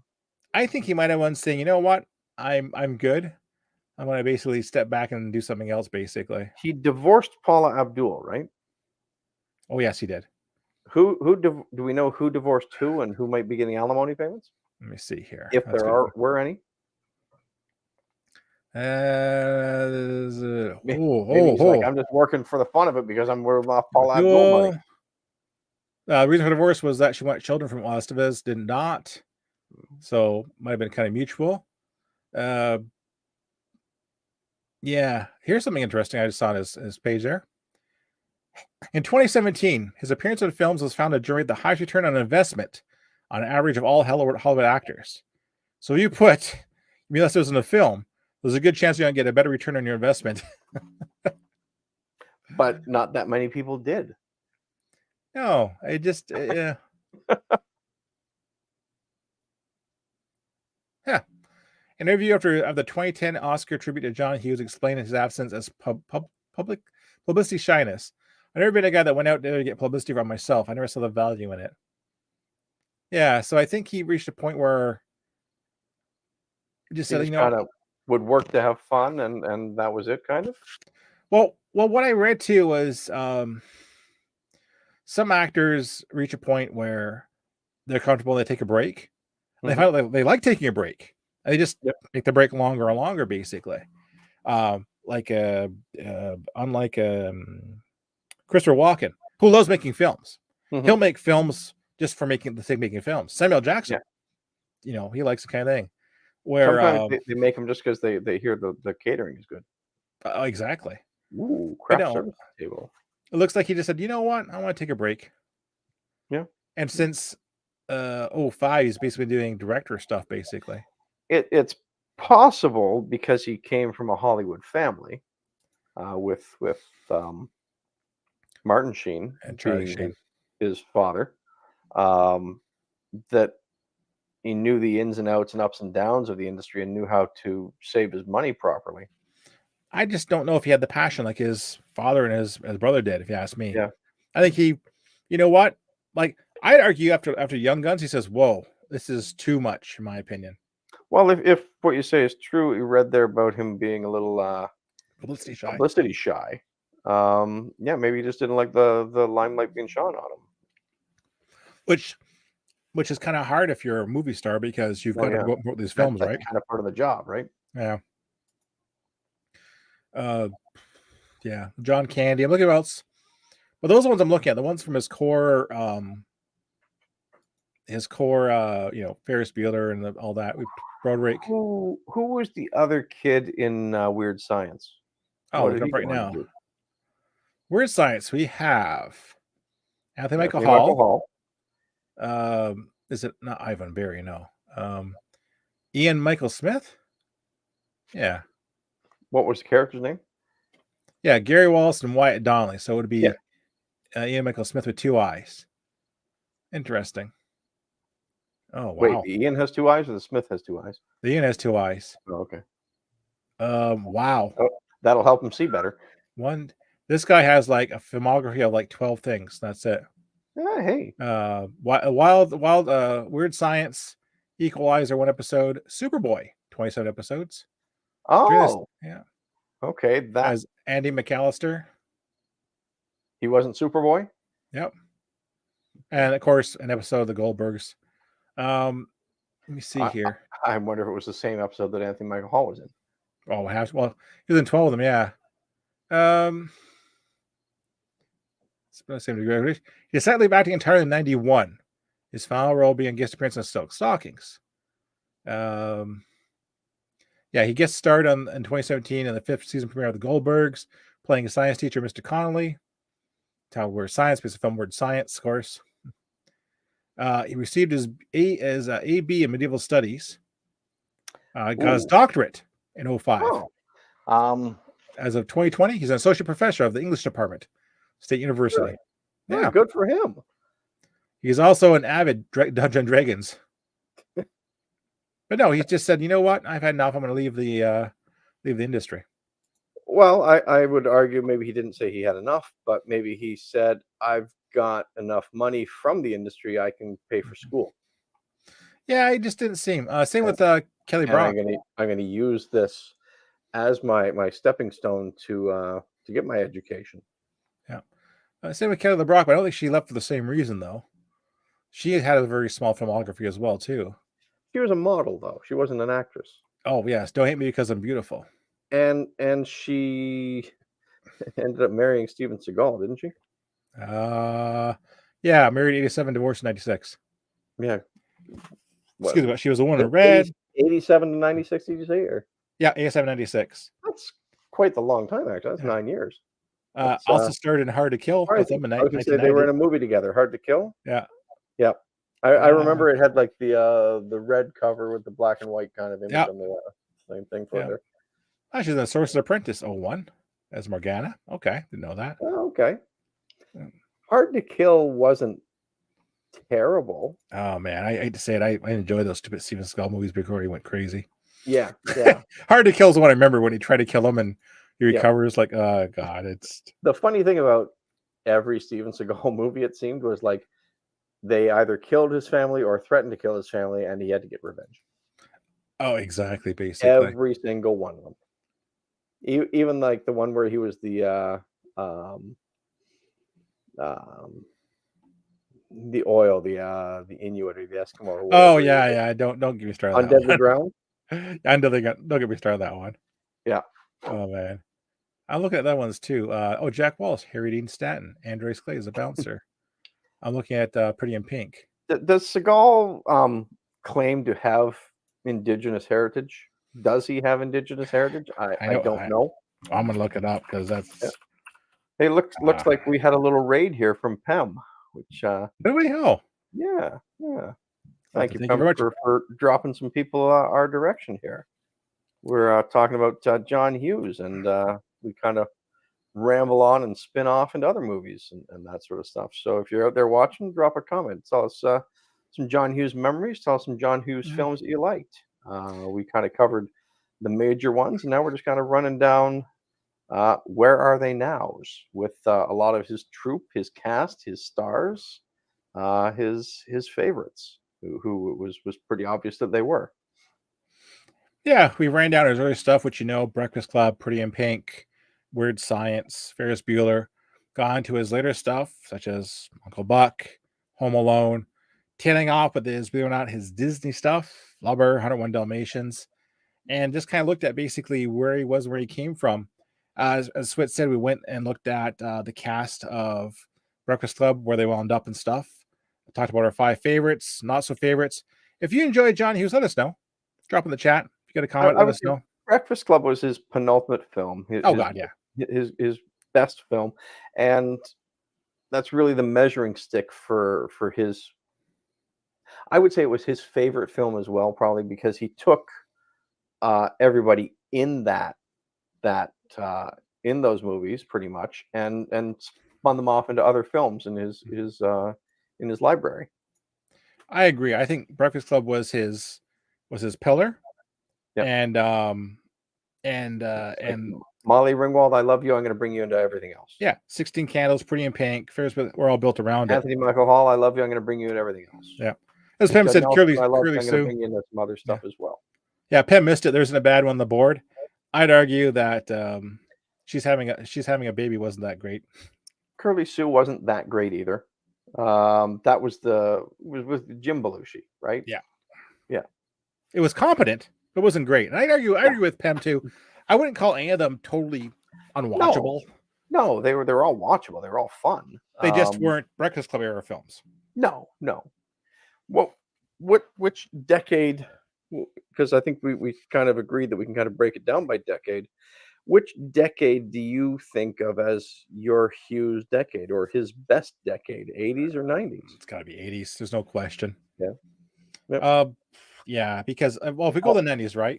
Although I enjoyed his 90s films more. Well, Home Alone 1, 2.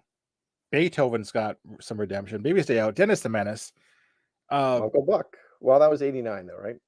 Yeah, that could be there. I'll tell you this: Gen Xers will love his 80s stuff because we were teens then.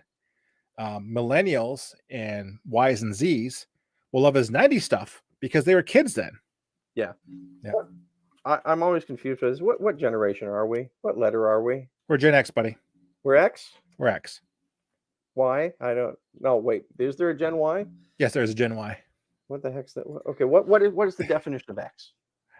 Uh, um, Let's solve for X. well, it's anyone born between 65 and 80. Oh, That's okay. Gen X. Yeah. Really? Yeah. All right. Wow, Pem with the controversial throw out here that he can't stand Uncle Buck.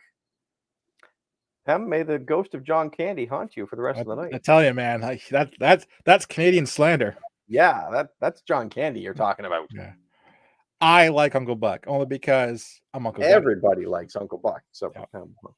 Pam also likes pineapple on pizza. Oh, right. We can agree to disagree because pineapple on pizza is not terrible. Uncle Buck might have been for everybody, but come on, man. Who does not enjoy seeing a cloud getting I mean, it's end sarcasm. we're old. Who doesn't mind who doesn't mind seeing a clown getting punched in the nose? Who is not trying to make a giant pancake on the stove like that, in the oven like that? Yeah. But no, I would argue basically that that's what it is. Like Tay is a Gen Z because she's born in 97, right? Okay. So that whole Flubber, 101 Dalmatians, Dennis the Menace, Beethoven, that's her millennials, that's her kind of thing. Damn it, I have Uncle Buck on my stream. You have Uncle Guy in your stream. Yeah, he does have me coming in. I bet you Pam can quote Uncle Buck for us. We asked him. He probably knows all the quotes from Uncle Buck. But yeah, and that's why I think he has that appeal because of just the generations and stuff. Oh, what else can we say about John Hughes? Who do you think would be a modern day John Hughes? Oh, that's right. Okay. Who would have taken the torch or picked it up after he fell, after he passed? Oh, I got a very unpopular opinion. Okay. Kevin Smith. I was going to say the same thing. Okay. Kevin Smith's. Okay, I'll tell you. I guess we've known each other too long if we have the same unpopular opinions. Well, so Kevin Smith's early films remind me a lot of John Hughes' earlier films because they're written from personal experience and from the heart and what they want to see, basically. Yep. Kevin Smith's Clerks. What else? I can look at the filmography or whatever. But his Buick universe. Yeah. Yep. So you have your Clerks, your Chasing Amy, your Mallrats, your Clerks 2s, your Clerks 3s, your Jay and Silent Bob. Like those, your Dogma was in there as well. And that's the one I really kind of center around. Basically, that is Dogma's the one that's like way, way, way out in left field to bring into it. But it's still basically his experience as a Catholic and why Catholic is so, Catholicism so good. It was his commentary on Catholicism. Oh, absolutely. Yes. Experience. But just that it's so far fetched and where the other ones are so grounded in reality and just like Planes, Trains, Automobiles when he gets his caught and he turns to the devil. So yeah. But yeah, Kevin Smith's early films, Clerks, Mallrats, Chasing Amy's, Dogma, Jay and Silent Bob Strike Back. That's that 90s teen. Unfortunately, that's that experience, just like John Hughes. Yeah. And like John Hughes, I saw Kevin Smith kind of selling out and trying to become modern. He does Jersey Girl, Zack and Mary Make a Porno, Cop Out, Red State, and it just spirals and he just crashes that point. And I would argue that John Hughes didn't have the spiral and the crash. 100%. Because I'm going to say that it's easier not to have that crash as a writer, but when you're a writer and director, the crash is more noticeable. Yeah, because Smith directed a lot of stuff he wrote actually I here. think he directed all of it, didn't he? He did direct Or everything, but 99% of it, or except for Jay and Silent Bob's Super Groovy cartoon movie, but he directed 99% of it. all right, it's a cartoon movie, so But I think after Jay and Silent Bob Strike Back, he kind of went Hollywood and okay, he be kind of divvy. So Hughes kind of stayed true to his, his kind of basically what he wanted to do. yeah, Even Hughes Disney's films, while he was selling out to Hollywood, he still kind of basically put his touches on them and made them himself. yeah, yeah. Like you're talking like Yeah. Flubber and Dalmatians and that. You look at Smith with Jersey Girls, Cop Out, Red State. Forget it. There's nothing redeeming there. And then he tries to come back with stuff he says he likes, like Tusk, Yoga Hosers. Heck, man, I watched Jay and Silent Bob reboot it. Tusks was interesting. Yoga Hosers was just an excuse to get his daughter It was a and I vanity. want to say Johnny Depp's daughter a movie. It was a poor vanity project. It was not even worth the Yeah, slow it's yeah. on. It was like oh, my kid's got to get a job for the Yep. summer. I guess I'll hire her on at my own store, sort of thing. The Jay and Silent Bob reboot was horrible. I skipped it. I watched it, and the worst part was Jay and Silent Bob Straight Back was great because he still had control and he still was like, I'm gonna do the film my way. By the time he hit the Bob reboot, you can feel Hollywood all over him and all that. Ooh, Jason Reitman. Oh, Yeah. oh, Pem pulling out the big ones here. There you go. Oh, okay. Oh. So Jason Reitman, we have Thank You for Smoking, which actually was pretty decent. Director writer. Yeah, that was a very solid movie. Yep. Uh, Directed Juno. that would be, I would say, the first big one from Aaron Eckhart. Yep. Juno was good. I started with Juno. Yeah, Up in the Air, which I thought was great. Labor Day. Producer of Whiplash. I think Rittman's still early in his career. He's got potential, like Ghostbusters Afterlife. We'll see what he does, basically. Yeah. Another one I compare to John Hughes would be Tarantino. Yes, you mentioned you were in that at the beginning of the show. Yeah. You had a Tarantino connection with him. Yeah, so this is what I'm looking at. Who clearly has a shared universe. Clearly has a shared universe. And I would also argue has a cast or a troupe that he likes. Oh, yes. So Tarantino has definitely someone he likes to work with. He likes Jackson, Travolta, Uma Thurman. Shared universe. And I will argue basically that Tarantino's real strength is his writing. He wrote Reservoir Dogs while working at a video rental store. And if you look at his early writing, Reservoir Dogs, True Romance, Pulp Fiction, that's some really good writing. Absolute great writing. Direction aside, basically. Jackie Brown, both Kill Bills. The writing is there. And I want to say he's... That's because he didn't so much write original stuff after a while. He just started writing homages to the things that he liked and stealing bits and pieces from the films and the genres and the eras that he thought were cool.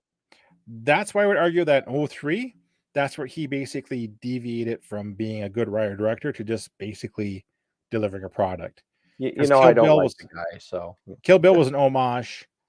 Inglourious Basterds, like I just see it going this Inglourious Basterds sliding. Django Unchained, I like the film. The second half is horrible. And then Hateful Eight and Once Upon a Time in Hollywood.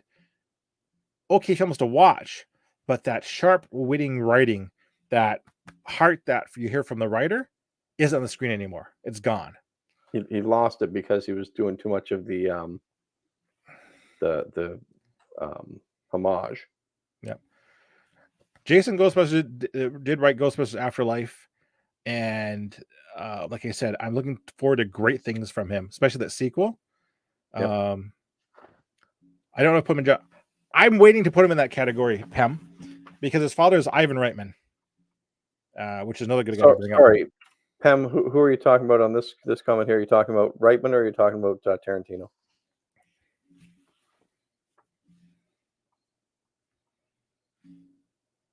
Reitman or right? You Yep. agree? Like I said, I think Reitman has potential to get there. Oh, same as what Tarantino. Yeah, Yeah, yeah. So yeah, I wouldn't put him in the Johnny. I wouldn't put him in the same category either. Yeah, like Reservoir Dogs and Pulp Fiction was there, but I gotta say it though, as much as I'm entertained by some of his films after that, that's okay, he's Pem. I he's think no he's Hughes. butchered some genres. He's no Hughes. But Reitman, I hope he does have a longer career in Hollywood. Like there are some gaps in his resume, obviously. Because Up in the Air, Did Reitman do Up in the Air? he did. He Okay. won awards for it too. Yep. Yep. So he's, and let me look it up. I thought he actually let me see, what did he do?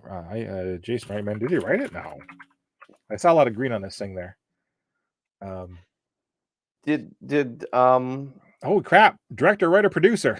Yeah, he did everything on that one. Yeah. Yeah. Ivan Reitman passed just recently, right? 2 years ago? He passed in let me see here. I'm looking up here. 2022. Okay, all right. Yep. Early in 2022 or? February, yes. Okay, so early. So I was close when I said 2 years. Yeah. What was the cause of death? Since passing on sleep. Okay. Pineapple on pizza. What's that? Pineapple on pizza. Ouch. Do we speculate that maybe Jason Reitman took a bit of time off because he was possibly caring for his father, or preoccupied with maybe some lingering health issue that we didn't know about? I don't know. Hard to say because he did Afterlife in 2021. Yeah. Yeah. And Reitman died in his sleep, so it wasn't like expected. It was like I don't know. I'd like to know. Well, If there's a big gap in Jason Reitman's career filmography, could it be for family reasons? 09, 10, 11, 13, 14, 18. No, not really. Well, 14 to 18 is 4 years. yeah. I mean, I being just a producer doesn't really do much. he did television 2015. I think basically I'll put it this way. Oh, wow. There isn't a modern day equivalent to John Hughes. Man's prolific. He wrote Home Alone, Christmas Vacation, same weekend.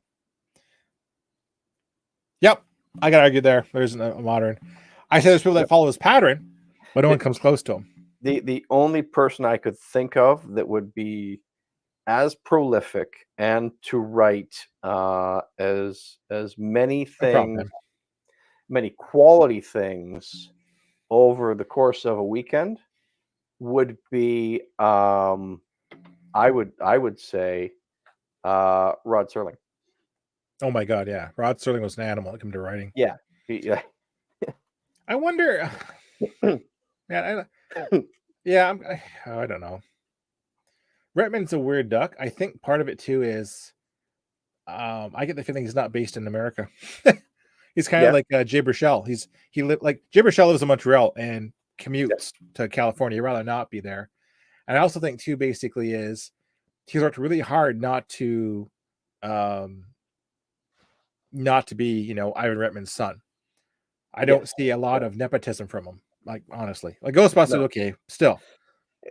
I wouldn't call Ghostbusters nepotism. I would call Ghostbusters I'm gonna make this as a present for my father.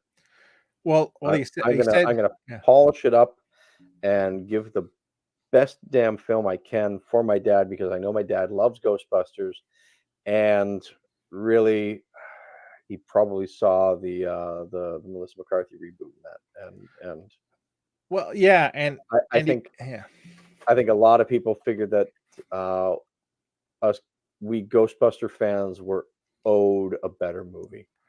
and Reitman was bugged for Ivan Reitman was bugged for a while about it, but he said, I'm getting up there, and basically, Jason said it was like his dad handing uh handing the keys to the car to Jason. Yeah, yeah. Here's the keys to the house.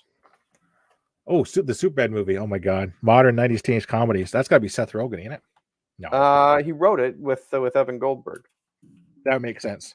Yeah, Good pick, Pam. Uh, yeah. but I haven't read Jason Reitman. I think basically, to my opinion, I think if the next Ghostbusters film does well, he'll find more. He'll get more work. But come on, this guy's got competence. I think no one sees him as a Well, director. he also did Tully, which was a good one. Yeah, He also did well, obviously Juno. Thank you for smoking up in the air. He's got credibility, so it could be he's just very choosy I think so and too. waiting for the right thing to come in his lap. It's also true that he comes from a Hollywood family. Ivan Reitman being dad, he probably doesn't have to work to pay his bills, No, so he can pick and choose and do what he wants to. I mean, there's a lot of people out there that have more money than God, so to speak, who don't have to work. Dan Radcliffe. Yeah, He's doesn't have to work, very happy but that Harry Potter films gave him the freedom to do what he wants. yeah, yeah. Mhm. Um, but I'm thinking like generationally, like Oh, like Clint Eastwood's kids shouldn't have to work a day in their lives if they don't want to. nope. Um, Julia Roberts. Julia, yeah, well, her niece is Emma Roberts, Yep, probably the daughter of Eric Roberts. yep. Probably doesn't have to work another day in her life. Pam Claus hits on the head. Tom Hanks. Tom Hanks, he's got the kid. What is it? Colin Hanks? He's got two kids. One was really Who bad. who was the one that was in was it Orange County? I think I'll look was it the up real movie. quick here. The one See that here. looks a lot like him. I'm pretty sure that's also the son that actually goes and does the Woody voice for him too. Yeah, Let me see here. I think it was called Orange County. I can just picture the two faces kind of like laying on the video cover there, one with an orange in their mouth, laying Yeah. in like a pool or something like that. 4 children, including Colin and Chet. Sorry, Chet, but your name's funny. I've never met a Chet. Yeah, Colin was in Orange County. Okay, yeah. So again, like those kids never theoretically have to work a day in their life, unless mom and dad say the money's ours because we did the work. You guys have to do your own. I mean, some families are like that, but Where Colin has worked quite a lot actually. yeah, yep, Jumanji, well, a little bit pieces. Jumanji, Super Buddies, Park, like little bit pieces. But he's worked, on television too. Actually, Fargo. So he's actually done some work. yep. Yeah. Chet is just basically, Tom Hanks' son. yeah, he's not a very nice person. Oh he's, dear. yeah, he's got some controversies. Uh-oh. Yeah, no one really cares for him. Okay, all right. Does he strut on set like wearing the Woody costume and peeing all over things? Or, Describes hey, himself I'm as Tom Hanks' son, so describes himself as a black sheep of the family due to his contrast between the public controversies as well as clean cut image as an American dad. Hanks was wanted by British police in 2015 for damage a hotel room. To rehab. I think I remember hearing the rehab stuff. A judge in Texas granted his former girlfriend protection order against him. Ooh, that's not cool. He 2021 put a video out called White Boy Summer, which was not good, trust me. Told everybody to get vaccinated in 2021. Says, I'm just joking. No one's putting a vaccine in me. Unvaccinated? Yeah. How do you get unvaccinated? No, he's just saying don't get vaccinated. And he's like, oh, yeah. Okay. But the White Boy Summer, yeah. The science doesn't really support unvaccination. Yeah. He's a real terrible. It's basically Tom says I have three children in Chet. Yikes. Yeah. Wow. Sorry, Chet. Maybe it's because you got stuck with the name Chet. Yeah. So like I said, we talked about stuff like Hughes, the teenage stuff. So obviously Kevin Smith. Pam brought up Superbad. Yep. Damn Chet. Damn Chet. Which yeah, it's geez, I want to say it too. Superbad reminds me of 16 Candles, but the 90s, the 2000 version of it. I wouldn't say it reminds me of 16 Candles. I would say it reminds me more of Ferris Bueller's Day Off. yeah. Yeah. Yeah, it's that same, like, it's a good pick, Pam, because it's that same vein of, It's that vibe, as they say. these underdog teenagers just trying to have a good time and life's against them kind of thing. Yep. Well, not necessarily the underdog teenagers, but like the outcast teenagers, the non-popular kids, right? Here we go. Among the films that served as inspiration for Superbad was Dazed and Confused, Fast Times at Ridgemont High, and American Graffiti. All on those same lines as Ferris Bueller, if I'd say the same thing. Yeah. What do you know? What films inspired Ferris Bueller's Day Off? Is there a list for that? I'll check it out. Yeah. Who's your favorite character from Superbad? McLovin. Exactly. I am McLovin. There's no question about that. I do remember back in the day. I'm sure I've got it somewhere still. I hope I do. I've got the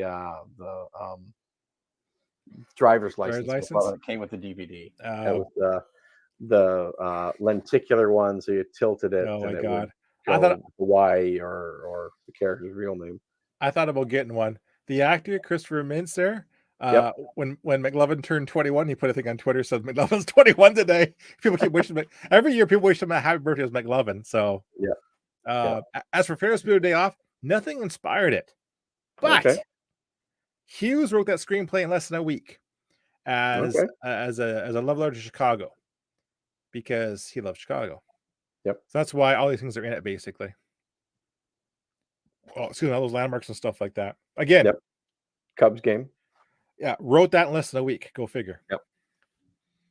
But yeah, Superbad. That's some good writing. Because it's a movie that we still talk about today, and still can quote and quote improperly. I'm sure with the Bueller line. Well, I have it on my stream, right? Yep. Abe Froman, Sausage King. Yeah, I have the thing that life goes pretty fast. If you don't take time once in a while, it'll pass you by. I've got that on my stream as one of my sound things. Another trademark, that's one of the trademark things of John Hughes is those quotable quotes. There's a few from Ferris Bueller. That's one I remember. The ending letter from Breakfast Club. That sticks out. Well, you could pick almost anyone. Well, Uncle Buck, we talk about the clown. Well, I would say the most quotable one is the here's $1, go down to the here's a quarter, go down the dock and find out sailor with a rat gnaw that thing off your face. But that's when you hear John Hughes, those aren't pillows. Those aren't pillows. Exactly. That's when you hear the John Hughes, that's John Hughes' voice you're hearing. And like I mentioned, it was in that in Uncle Bucky, that scene where he's telling the teacher all about having crushing kids' dreams. That's the John Hughes voice you're hearing. So oh my God, but Superbad, like teenage, like what other movie can I think from the 2000s that was like Superbad, like that teenage coming of age story, or whatever, which is absolutely hilarious too. I love Superbad. I love Superbad. Not a fan of The Hangover. No. I found The Hangover very overrated. But again, I saw it at home on DVD. I didn't see it in the theater, so I didn't have the mob mentality of all the laughter around me to help me enjoy it more. I said the mentality, and it was okay once, but I wasn't going to go back to it. Yes, Hangover quotable, but overrated, 100%. Okay, so we're talking about teenage coming of age stories and all that. Let's do a little twist on it. What about stuff like Revenge of the Nerds and Animal House? Now, are those teenage movies or those 80s movies? They're more basically like 80s romping sex comedy movies. Yeah. Well, someone says this is the They quote about Superbad. Wesley Morris, the Boston Globe, said, "quote The film has a degree more sophistication than Revenge of the Nerds and American Pie, but less than the underrated House Party." I would agree. Revenge of the Nerds does not hold up. I watched it recently. It does not hold up well. Yeah. Superbad holds up. The John Hughes films hold up. I still enjoy and will watch Revenge of the Nerds all the time. Yeah. I like Revenge of the Nerds too for some reason. Not just because I got a hug from Julia Montgomery. Oh, we all got hugs from Julie Montgomery. Oh yeah. You got the pie tin, didn't you? What's that? You got the pie tin, didn't you? Yeah, I did. Yes, Oh. yes, I did. She wrote on my autograph too. "Are all nerds good as you?" Damn straight, baby. Yep, that's she wrote the same on mine. But I got the pie. She was absolutely enjoyable. We met her at Niagara Falls Comic Con. You know, pocket protector. 5 years ago? 2015? It was a while back because you have a pocket protector. I'm gonna say 2015. Maybe not. And she was an absolute hoot and a dream to meet. She was very funny. Oh yeah, and she was enjoying herself. Very fun. She was having a great time at the convention. So I'm probably got this wrong though, but I noticed he did a couple of National Lampoon movies, but I don't think he was National Lampoon himself. They just slapped the name on it, I think. Because why wasn't he involved in Animal House? I'm kind of curious, right? Because they did like Vacation, European Vacation, Class Reunion, A Christmas Vacation. Well, scratch that. National Lampoon Vacation is based on a short story. That's why it wound up in the publication itself. So I guess he is, but he isn't, because he would have been a good fit to help write Animal House, in my opinion, if he was. Yeah. Well, he did write something. Delta. Yeah, the Class Reunion. He actually got started selling jokes to Ryan Dangerfield and Joan Rivers. Okay, all right. Yeah, used that to get it an advertising copywriting job in 1970. Yep. Worked the Virginia Sims account frequently that took him to Philip Morris headquarters in New York City, which allowed him to visit the offices of National Lampoon magazine. Soon that became a contributor. Haha, there we go. John was so fast and so well that it was hard for a monthly magazine to keep up with him. Okay, so he was part of National Lampoon. That's kind of funny. What was his total relationship with Second City? He must have been there, I would think. I mean, Chicago again, right? That had to be it, but it's not really mentioned here as any kind of relationship with them. It must just be lucky, kind of more, I think, more than anything.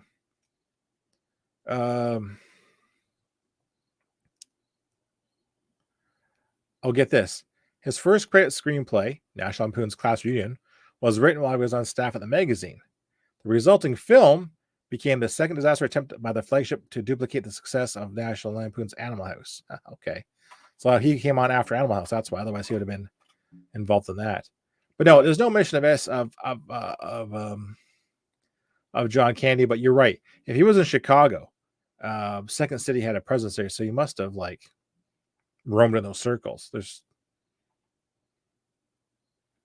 Because John Candy pops up, Planes, Trains, Automobiles. Yeah, okay. Yeah, I like to. But nice to figure that out. Basically, is what is John Candy's and Johnny Hughes' relationship, if anything, before Planes, Trains, Automobiles. Because they do know that basically, once they got together, he was always up for John Hughes. Definitely knows what question to ask. Yeah.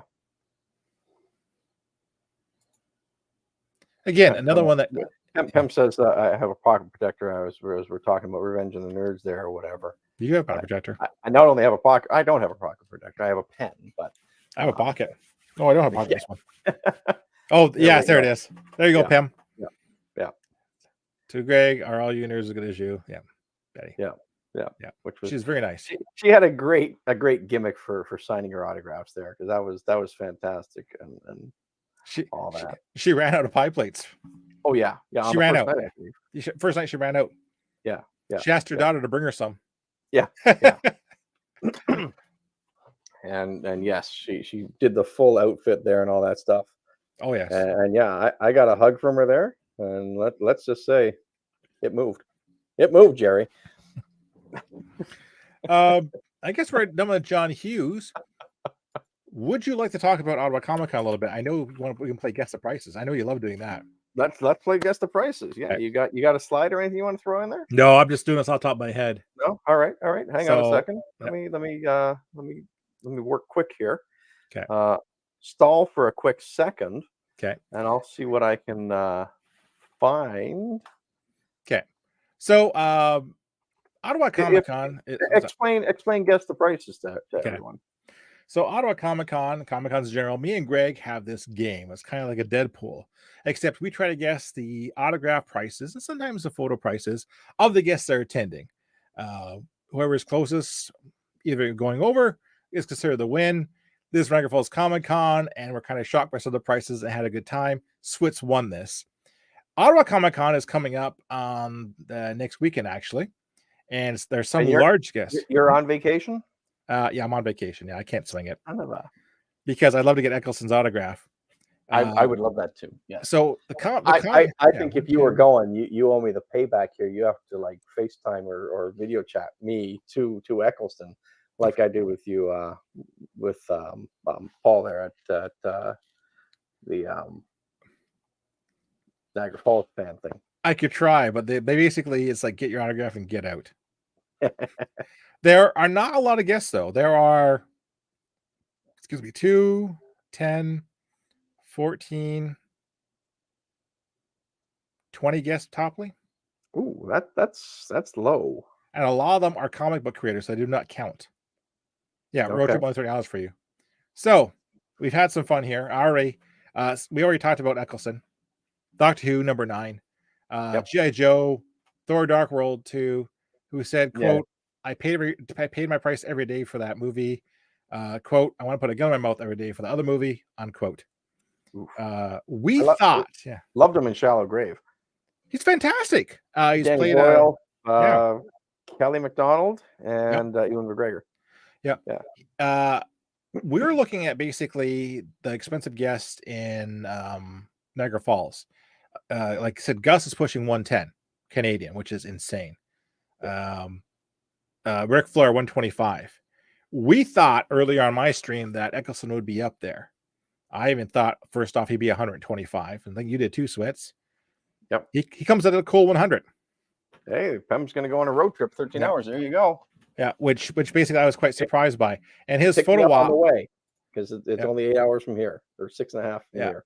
So if his autograph is 100, what do you think his photo op is?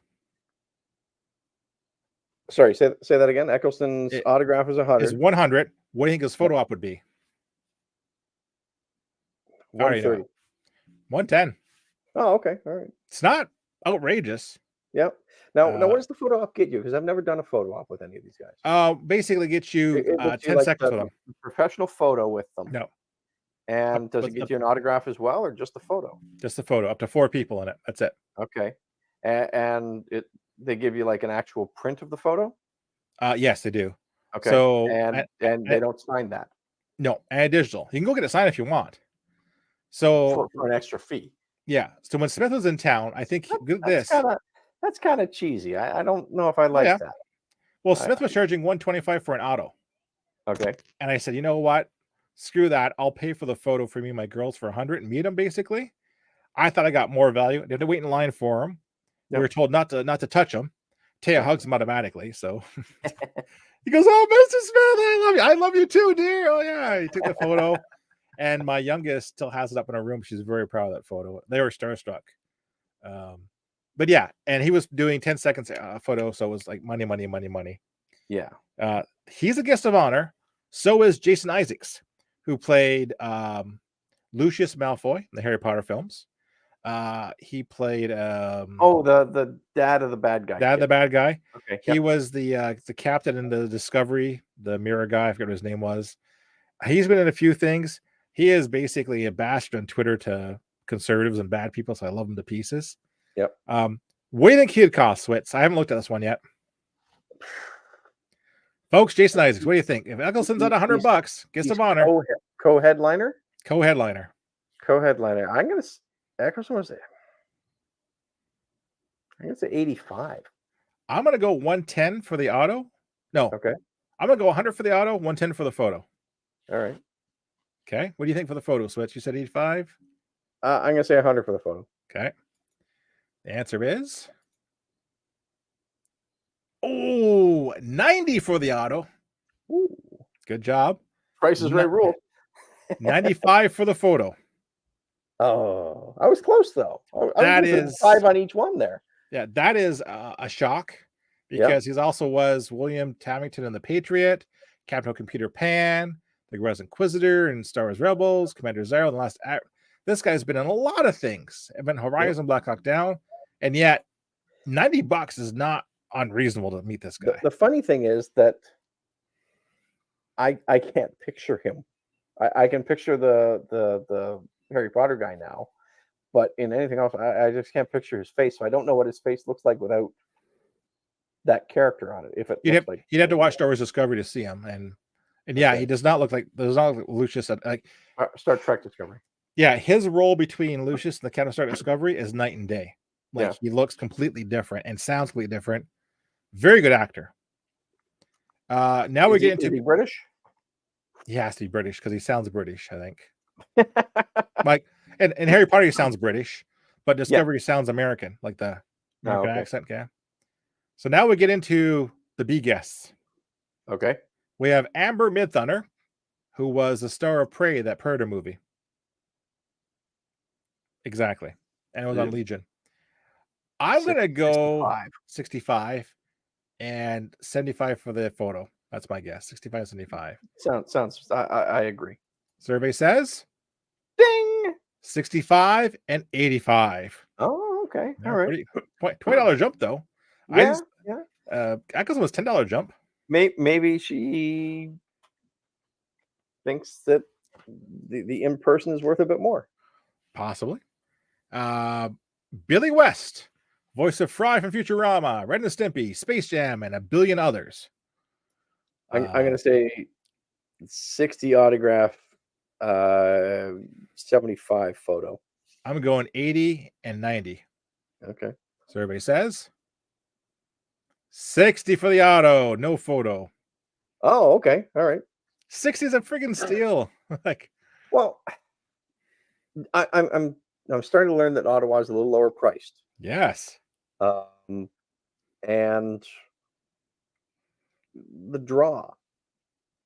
I mean, really, I understand no photo. Yeah. Because he's a voiceover actor. Yeah. Here's one for you. Okay. Casper Van Dien. Starship Troopers. Johnny Rico. Yep. Sleepy Hollow and was Attila the Battle Angel. Have not seen him at a con in a while. I'm gonna go 80 and 100. Oh, I'm gonna go. We're talking pro photo op, not table photo. Yeah. Right. I'm gonna go 70. Because Niagara Falls, we did table photos, didn't we? There's no table photos in Ottawa. It's all pro. Okay. All right. I'm gonna go 70 and 85. All right. What did I say? I think you said what? I said 80 and 100. I think so. I'll say 80 and 100. 70 and 85. Okay. Survey says, ooh, 50 and 60. Whoa. I'd pay $50 for his autograph. Wow. Yeah. See, he was in Beastmaster 3. You're underselling yourself there, buddy. Come Tarzan Lost City. Make some money. Yeah. Like I said, Ottawa is much cheaper. But you do not get the experience with these people. You don't get the experience. You don't get the interaction, I guess you're saying. It's basically you got to pay to get in the area. So maybe Niagara Falls charges a bit more. And you had a theory it's because their autograph side business. I don't think that's the case. I think their autograph side business they're still buying those autographs from the star, but at a discounted rate, obviously, Mhm. because it's just generic. Just sign me 100 here, and we're going to pay you $20 a pop because we know we're going to sell them for 50, 60, whatever. I'm thinking that maybe they charge more for the table autographs at Niagara Falls because they're selling their time as well with that relaxed atmosphere, that relaxed interaction, where you don't get that at the other cons, Except for where Shatter tells you to F off. it's just a quick in and out Shatter tells at you the to get other bent. guys, right? Yeah. Shatter tells you to get bent. So you're going to pay less, but you don't get the experience. You're going to pay more, but you get to hang out and talk to them for a few minutes. And Exactly. and for all the people in Niagara Falls who just wander up to a table and talk to people without getting an autograph, that higher price kind of offsets that. I think so too. Yeah, I think that might be a little truer to the mark than your autograph idea. Well, then William Shatner would have people walk up all the time though. Ah, I still want to know what the but premium he is for charged the Niagara premium Falls. anyway because he's Yeah. Shatner. I want to know what the premium is. I'm just dying to understand the market because Yeah, Niagara, like Ottawa. Okay, so I think what Ottawa too is we're not exactly a destination city, so it could be that lower demand, but we are an affluent city. yeah, Yeah. yeah, Next one. It's a yep. me, Mario Oh, Charles Martinet. Martinet. Yes, Yeah, the boy who's who retiring. I was going to say, what did I hear about his retirement? Is he retiring from everything? The voice of Mario, basically. The So guy's been at it is for he most going of to years. keep doing conventions and that, Oh, I or would. I would. yeah?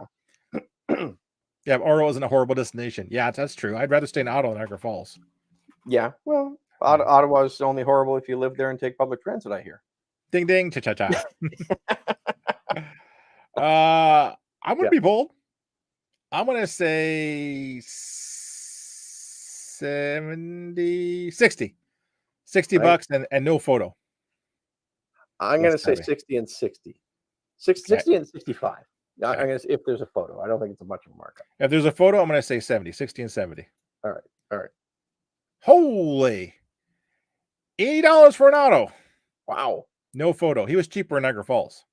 Yeah, he was like 65-ish. He was, yeah. No photo. Yeah. Or photo to become soon. Another comic book creator, another Prey actor, Dakota Beavers. Yeah, I don't know who that is. 40 and 50. I'm going 40 to 50 because Dakota Beavers. Dakota Beavers. I would want that autograph just for the name. Yeah. Uh, I don't think it's been anything. I'm going 40 and 50. I'm gonna go. I'm gonna go 50 and 50. Oh, 50 and 80. Ooh. Yeah. I Yeah, that's it. mean, really, just the name Dakota Beavers, that kind of does it right there, Okay. right? I Yeah, mean, but $50 is good. Like that's good. yeah, yeah. Yeah. I mean, Dakota Beavers really could be somebody Oh my starring in god. Pussy Island. You know that Zoe Kravitz put that movie together? Yes, I do know that. And you know, I always have this slide queued up and ready to go. I know you do. Yeah. Um, Here's one. When's the cast of Pussy Island going to do a convention? We should get him to come to Niagara Falls. All right. So here's Who's next? Who's next? someone called Dane DeLigro from Prey and Guardians of the Galaxy, Volume 3. He was a predator in Prey, and he was known Okay. as the octopus drug dealer in Guardians of the Galaxy 3. So I'm going to say glorified stunt person Yes. who gets some screen time or whatever. Mhm. Kind of like Hamilton's got the guy who played Darth Vader and Obi-Wan, but like the walking and fighting scenes only. Yes. Yeah. That caliber. Yeah. I'm gonna say he doesn't have as funny name as the Beavers guy. So I'm gonna say 45 and 65. I'm going 60 and 80. This guy's going to milk that Guardian of the Galaxy money. All right, I'll say 50 probably actually. 50 and 65. Survey says 50 and 80. Oh, Nice one. there you go. Giancarlo Esposito, who is not a guest of honor. I've already mentioned on my stream. Yep. He was 110 in Niagara Falls, folks. And what is he here? He's 80 or 80 and 94 photo op. Insane. That's a $3 difference. Yeah. And he's also a great guy to meet. He's absolutely wonderful to talk to. Yes. Loves his fans. Loves his work. Yep. Yeah. Yep. Like I said, to be appear the Mandalorian, he had one request. I want to wear a cape. Mission accomplished. All right. Have a cape. Yeah. So I'm gonna go with I'm gonna bounce around here a bit. We've got 1, 2, 3, 4, 5, 6 guests left. So there's like so basically there is 1, 2, 3, 4, 5, 6, 7, 8, 9, 10, 11, 12, 13, 14 guests. That's it. Okay. You can actually meet. Wow. So all right. Let's go with someone we know well, Gates McFadden. Oh, Dr. Crusher's gonna be Dr. Crusher from Star Trek, coming off of that Picard season 3 success. 3. I'm gonna go 80 and 85. I was gonna go 85 and 100 and 100. I'm going 80 and 95 in this one. Okay. Survey says 80 and 80. Really? Okay. Yes. Huh. That's reasonable for that's very reasonable, actually. You know, I kind of like that equal pricing for the autograph and the photo. Yeah, I do too. Yeah, I kind of wish that some of these the other celebrities here would do the same sort of thing. I think so too. Yeah. Yeah. I'm gonna go with someone I don't even know of. Melinda Clark, The OC, Return of the Living Dead 3, and The Vampire Diaries. I'm gonna go 60 and 75. I'm gonna go 50 and 60. 65 and 80. Oh, okay. All right. Let me see here. OC, Return of the Living Dead 3, Days of Our Lives. Animatrix, her voice, Spawn. Yeah, she's 65. All right, there we go. We got some big ones left here. All right, coming up. Right. You wouldn't like him when he's angry. You don't like when he's angry. Lou Ferrigno. Lou Ferrigno's coming back. Lou Ferrigno's gonna be there. Good night, Pam. Have a good one, Duddy. Thanks for stopping by, bud. Right, Pam, yes, thanks for coming by. Thanks for the raid. Thanks for bringing a few people our way. That was kind of fun. Yeah, I hope you had a good time. And if you got a suggestion for what you want us to talk about next, drop a comment quick before you before you hit the hay. I've got an idea in the back of my head. 120/100. Ferrigno, I'm gonna go 70 and 95. I'm gonna go.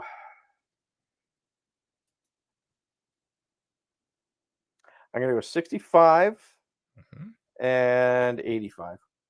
Survey says 70 for the auto and 70 for the photo. Oh, good equalizing. King of the Queens is mentioned. Pam, way to go. Lewis collaborated providing his voice on several MCU films, including The Avengers, Ultron, and Thor Ragnarok. They used him for some of the Hulk stuff, yeah. The voice, yeah. Yeah. Pam's met a lot of muscle celebrities when he was a kid. Man, that's met Arnold too. You gotta check out Pam's Discord to see the picture. It's great. Ferrigno is a cool guy. Oh yeah, absolutely great guy to talk to. Yeah. I have his auto. Of course you do. Is it worth $60? Oh, love you, Pam. Thanks for stopping in, man. Much appreciate it. Yeah, thank you. Here's one. Tawny Newsome from the animated series Star Trek Lower Decks, Space Force. Who? Tawny Newsome. Connie. Okay, I thought you said Tommy. Tommy. Tommy. Yeah, she's Mariner on lead on Star Trek Lower Decks, the animated series. Okay, so she would have been on Discovery. Strange New Worlds. Strange New Worlds, yes.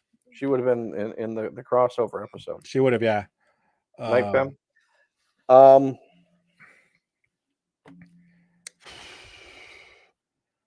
got a number in mind. 65 and 85.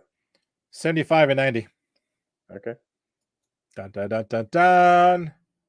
Oh, 50 and 60. Oh. All right. Yeah. That's right. That's what I would price her at, though. That is absolutely fair. Yeah. So we got 2 left here. Okay. We're gonna lead up with Grace Van Dien, who was in one episode of Stranger Things as Chrissy. Obviously, 100 as Chrissy. 120. Uh, Yeah. I'm gonna go 50 and 60 at this point. I'm gonna go 50-50. Okay. 60, 65. Oh, okay, all right, all right. All right. And here we go. Yep. The last one, number 14. Yep. Emily Swallow, the armor on The Mandalorian, also in Supernatural and Castlevania voice. Oh, okay. I know I'm going. You, you never saw her face on Mandalorian, so You did not. but Star Wars is. I'm gonna go high. I'm gonna go 80 and 100. I'm gonna go 90 and 100. I'm gonna say we're paying off some of that mouse blood debt. Okay, let's see what we got here. 80 and 100. Ooh, Nice one, Switz. there we go. There we go. Yep. And that's it. 14 guests. That's Also, I was giggling at the swallow last name. she's very nice. Very awesome. I would get the swallow and the Dakota Beavers. and the beaver. Yeah. Jeff Isherwood will be there too. Who? Sorry. Jeff Isherwood will be there. Who? Jeff Isherwood. The artist. Yeah. Okay. And of course, our good friend Aaron Reynolds from Effin' Birds. I would go just to meet him again and Yeah. scare the crap out of him. Oh, Next Saturday. Eh? What's the ticket price? very reasonable. Yeah. Let me see here. Single day for Saturday would be 55 at the door. Holy shoot. Yeah. It's a 6.5-hour drive though.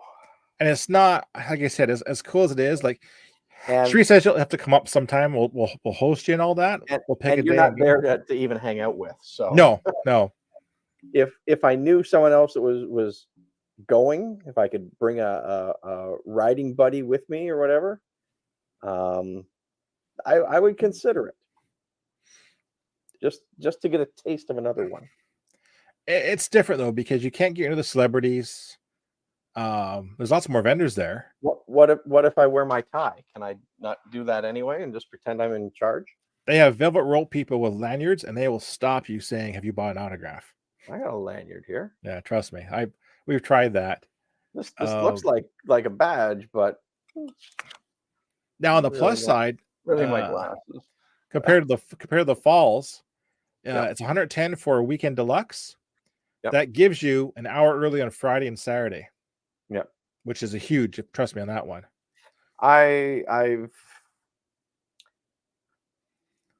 If you were there, I would go, but you're Oh. not. So no, because it would be a wasted trip. It would basically be for me a get up there, do it, and drive back exhausted. Exactly. It wouldn't be worth it because I don't think it would be worth getting a hotel or something like that for the night. Although it would be cool to stay in the Skyline Hotel if it's whatever it's named now.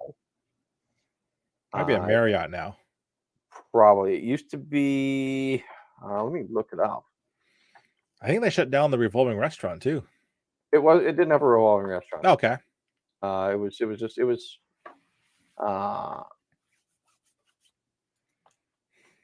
was a York Hanover hotel.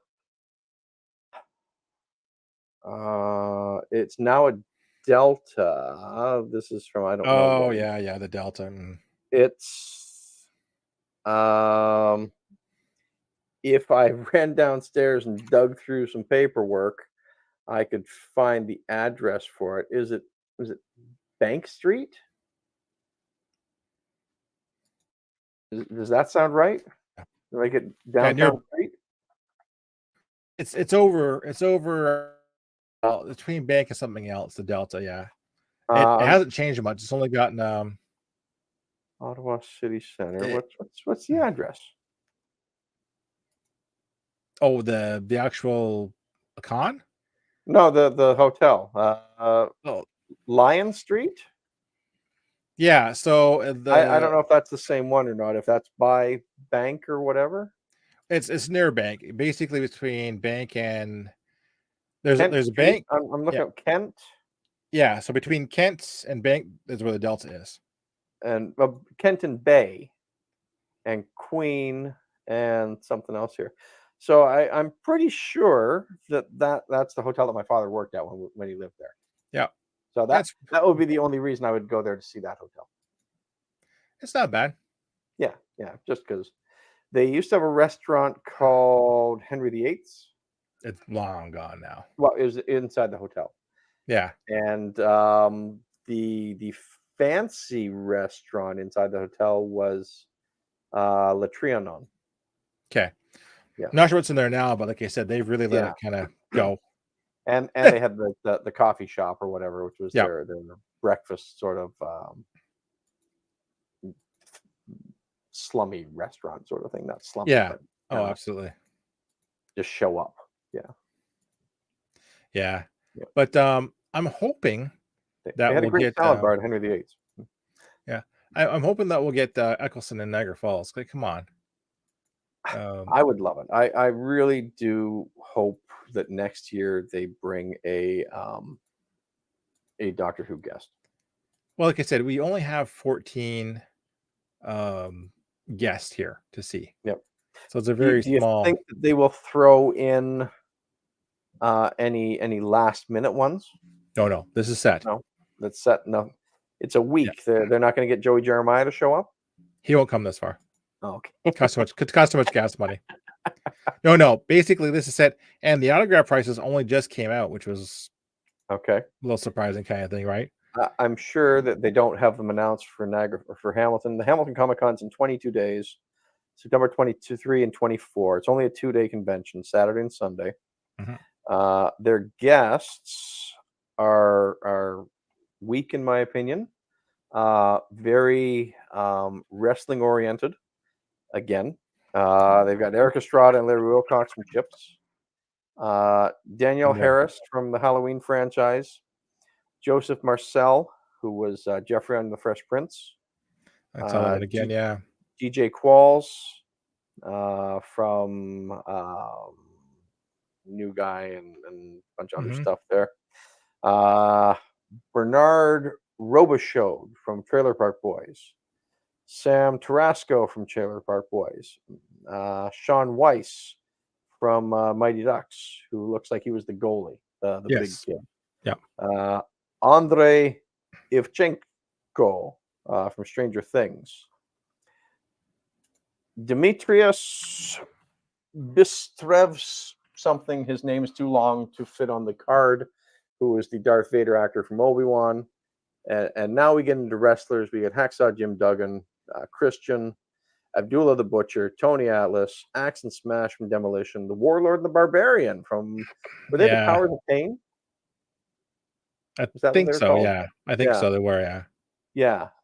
Netanya Ross, The Secret Life of Alex Mack. Tony Daniels, voice actor who did Gambit from the X-Men cartoon and Tony the Tiger. Great. Yes. Pat Mastroianni, Joey Jeremiah from Stunned he's Degrassi. showing up. Stunned. And Stacy Mistison from Degrassi as well. Yep. Kevin Duhani from Power Rangers Dino Thunder. Looks like he was a Blue Ranger. Jeff Perazzo, Power Rangers Dino Thunder. Looks like he was a White Ranger. Katrina Devine, Power Rangers Ninja Storm. She looks like she might have been the bad guy. I don't know. Matthew G. Taylor, whose picture is a monster. He's got Resident Evil Apocalypse. See that? Yeah.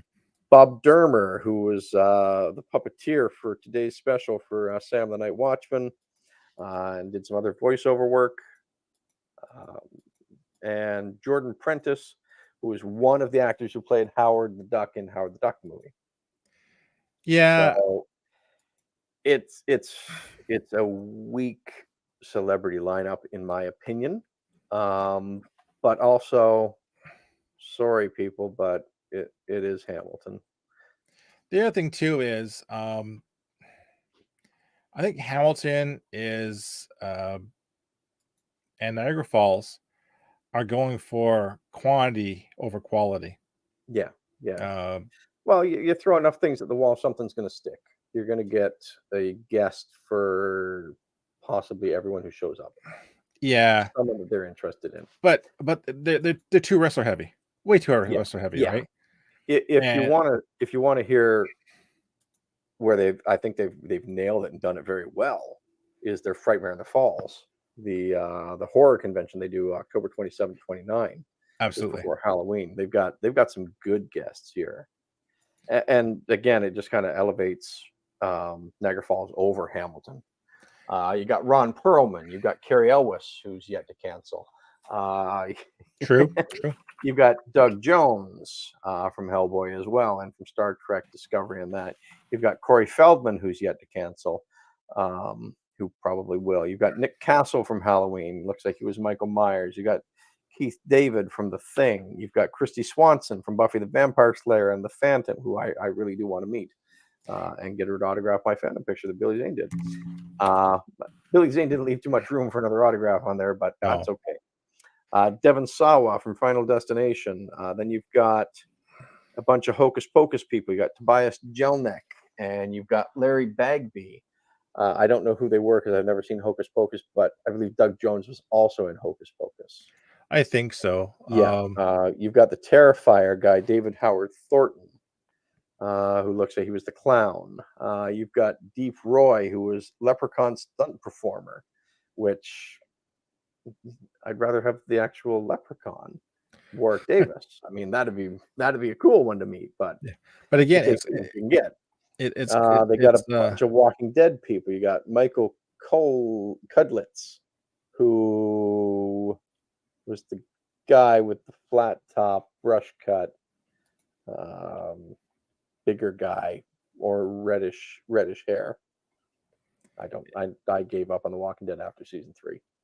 You got David Morrissey, which I do want to meet him because not only was he the governor in Walking Dead, but he was also the next Doctor in Doctor Who for the special they're back with the David Tennant years. Right. Jackson Lake. Yes. Again, it's quantity over quality. I think the Frightmare in the Falls does do it better. And the other thing too is it's a bit cheaper, isn't it? Well, I was gonna say I got more people here to announce. Holy cow! Yeah. You've got Ross Marquand from Walking Dead. You've got Felisa Rose from Sleepaway Camp. You got Dana Del Lorenzo from Ash vs. Evil Dead. You got Eileen Dietz from The Exorcist. You got Ari Lehman from Friday the 13th. Camilla Moore and Carrie Moore from Friday the 13th Final Chapter. Eric Anderson from Friday the 13th Final Chapter. Kimberly Beck from Friday the 13th Final Chapter. John Duggan from the Texas Chainsaw Massacre. William Vale, Texas Chainsaw Massacre. Alan Danziger from Texas Chainsaw Massacre. Robert Kurtzman, who was a makeup FX master, director, writer. Edwin Neal, Texas Chainsaw Massacre. Linnea Quigley, Return of the Living Dead. Betsy Barker, The Evil Dead. Teresa Tilley, The Evil Dead. These are the original Evil Deads here. Damien Leone, the Terrifier director. You've got Dave Sheridan from Scary Movie, who played Doofy. You've got Jenna Cannell from the Terrifier. You got Samantha Scafati from the Terrifier. You got Catherine Corcoran from the Terrifier. So you got a big Terrifier thing going on here again. And what's kind of nice for me is that if you're a Terrifier fan and you went to Niagara Falls Comic Con in the summer, you're getting a lot of different people. You're not getting the same one. It's not a rehash, which is nice. You got some duplication with the clown and the director, but everyone's going to want that, and you're going to want that for your group photo and all that stuff. You've got Jonathan Davis from Terrifier 2. You got PJ Souls from Halloween. You got Sandy Johnson from Halloween. You got Will Sandin from Halloween. You've got Lisa Langlois from Class of 1984. Eugene Clark again from Land of the Dead. And you've got Craig David Dowsett, Winnie the Pooh, Blood and Honey. So you've got, wow, 1, 2, 3, 4, 5, 6, 7, 8, 9, 10, 11. You've got 43 guests here. And the Texas Chainsaw Massacre is huge because they just released that game, right? Okay, yep. So you got 43 guests. It could be again they expect a few to cancel. But to me though, these are quality. I hate to say these are quality guests. Yeah. Like yep. I can see easily there's 10 people here I want to meet, no question. Keith David, I'd be there in a flash. Yep. Um, I need to meet Doug Jones yes, again. again. Yep. I wouldn't mind getting see a Dana De Lorenzo myself. Yep. Um, And I have to meet David Morrissey. what else did I see? Basically, David Morrissey. Yeah, my sonic screwdriver sign. yeah. There's a few here that I actually wouldn't mind just going to see. Actually, I like that they're not all horror guests, or they at least have that crossover to there's no crossover appeal, basically. Yeah. But yeah, I'm curious what Niagara Falls does next year for their Comic-Con. But like I said, I got a lot of faith because there's just too much of like nothing there for us. Yeah. It's wrapping up on midnight here, folks. I think it's time to take my garbage out and go to bed. We rambled on my old man bladder from Old Man Theater. We hope you had a good time. We hope thanks for joining us. So we hope you show up again. We kind of touched on this at the tail end of your stream. A topic I'd like to kind of cover next would be Godzilla. I'd love to. Yeah. Because it's got as longer history as Mario. Yeah. And there's those different eras. There's the Japanese suit era, the Toho films. The Toho films. You've got the Broderick stuff in between. You've got the you not only have the Renaissance in the last couple of years, but there was also Japanese Renaissance as well. That was an attempt to. Yeah. And I've also watched the animated Godzilla stuff too as well. I'd love to. I remember the Godzilla Marvel comic. Yes, I remember the Godzilla cartoon. Yep. Well, from the Broderick depths, 40 feet high. Oh no, I'm talking Godzilla, and then Godzuki. Yes, oh my God. Yeah, let's do Godzilla, man. Godzilla. Yeah. When's your vacation? I'm away until I'm back like the week of the 25th, so we do the 28th. Yeah. Okay. 28th. That gives us a whole month to watch monsters step on buildings. Godzilla. Yep. Absolutely amazing. Okay, sounds good, Switz. Same thing. Thanks for stopping by, everybody. Much appreciated. If you have a topic you want us to cover, anything on pop culture, could even be not pop culture, message it to us. Find us. We're around. We'll talk about anything for a better part of 2 hours. Yeah. And if you want to join in, chat it up. We don't mind. Yeah. I mean, I sent you a link there as well. I think check your DMs there for something else. But we could invite some other people in here as well. If you feel like you want to jump in and join the old men here, let us know. Do not don't be shy. Yeah, don't be shy. Bite. Yeah. All right. Good night, everyone. Thanks for next coming. time. Yeah. We'll see you in the future. All right. Bye, Switz. Have a good one. Cheers. Thanks. Yep. Bye.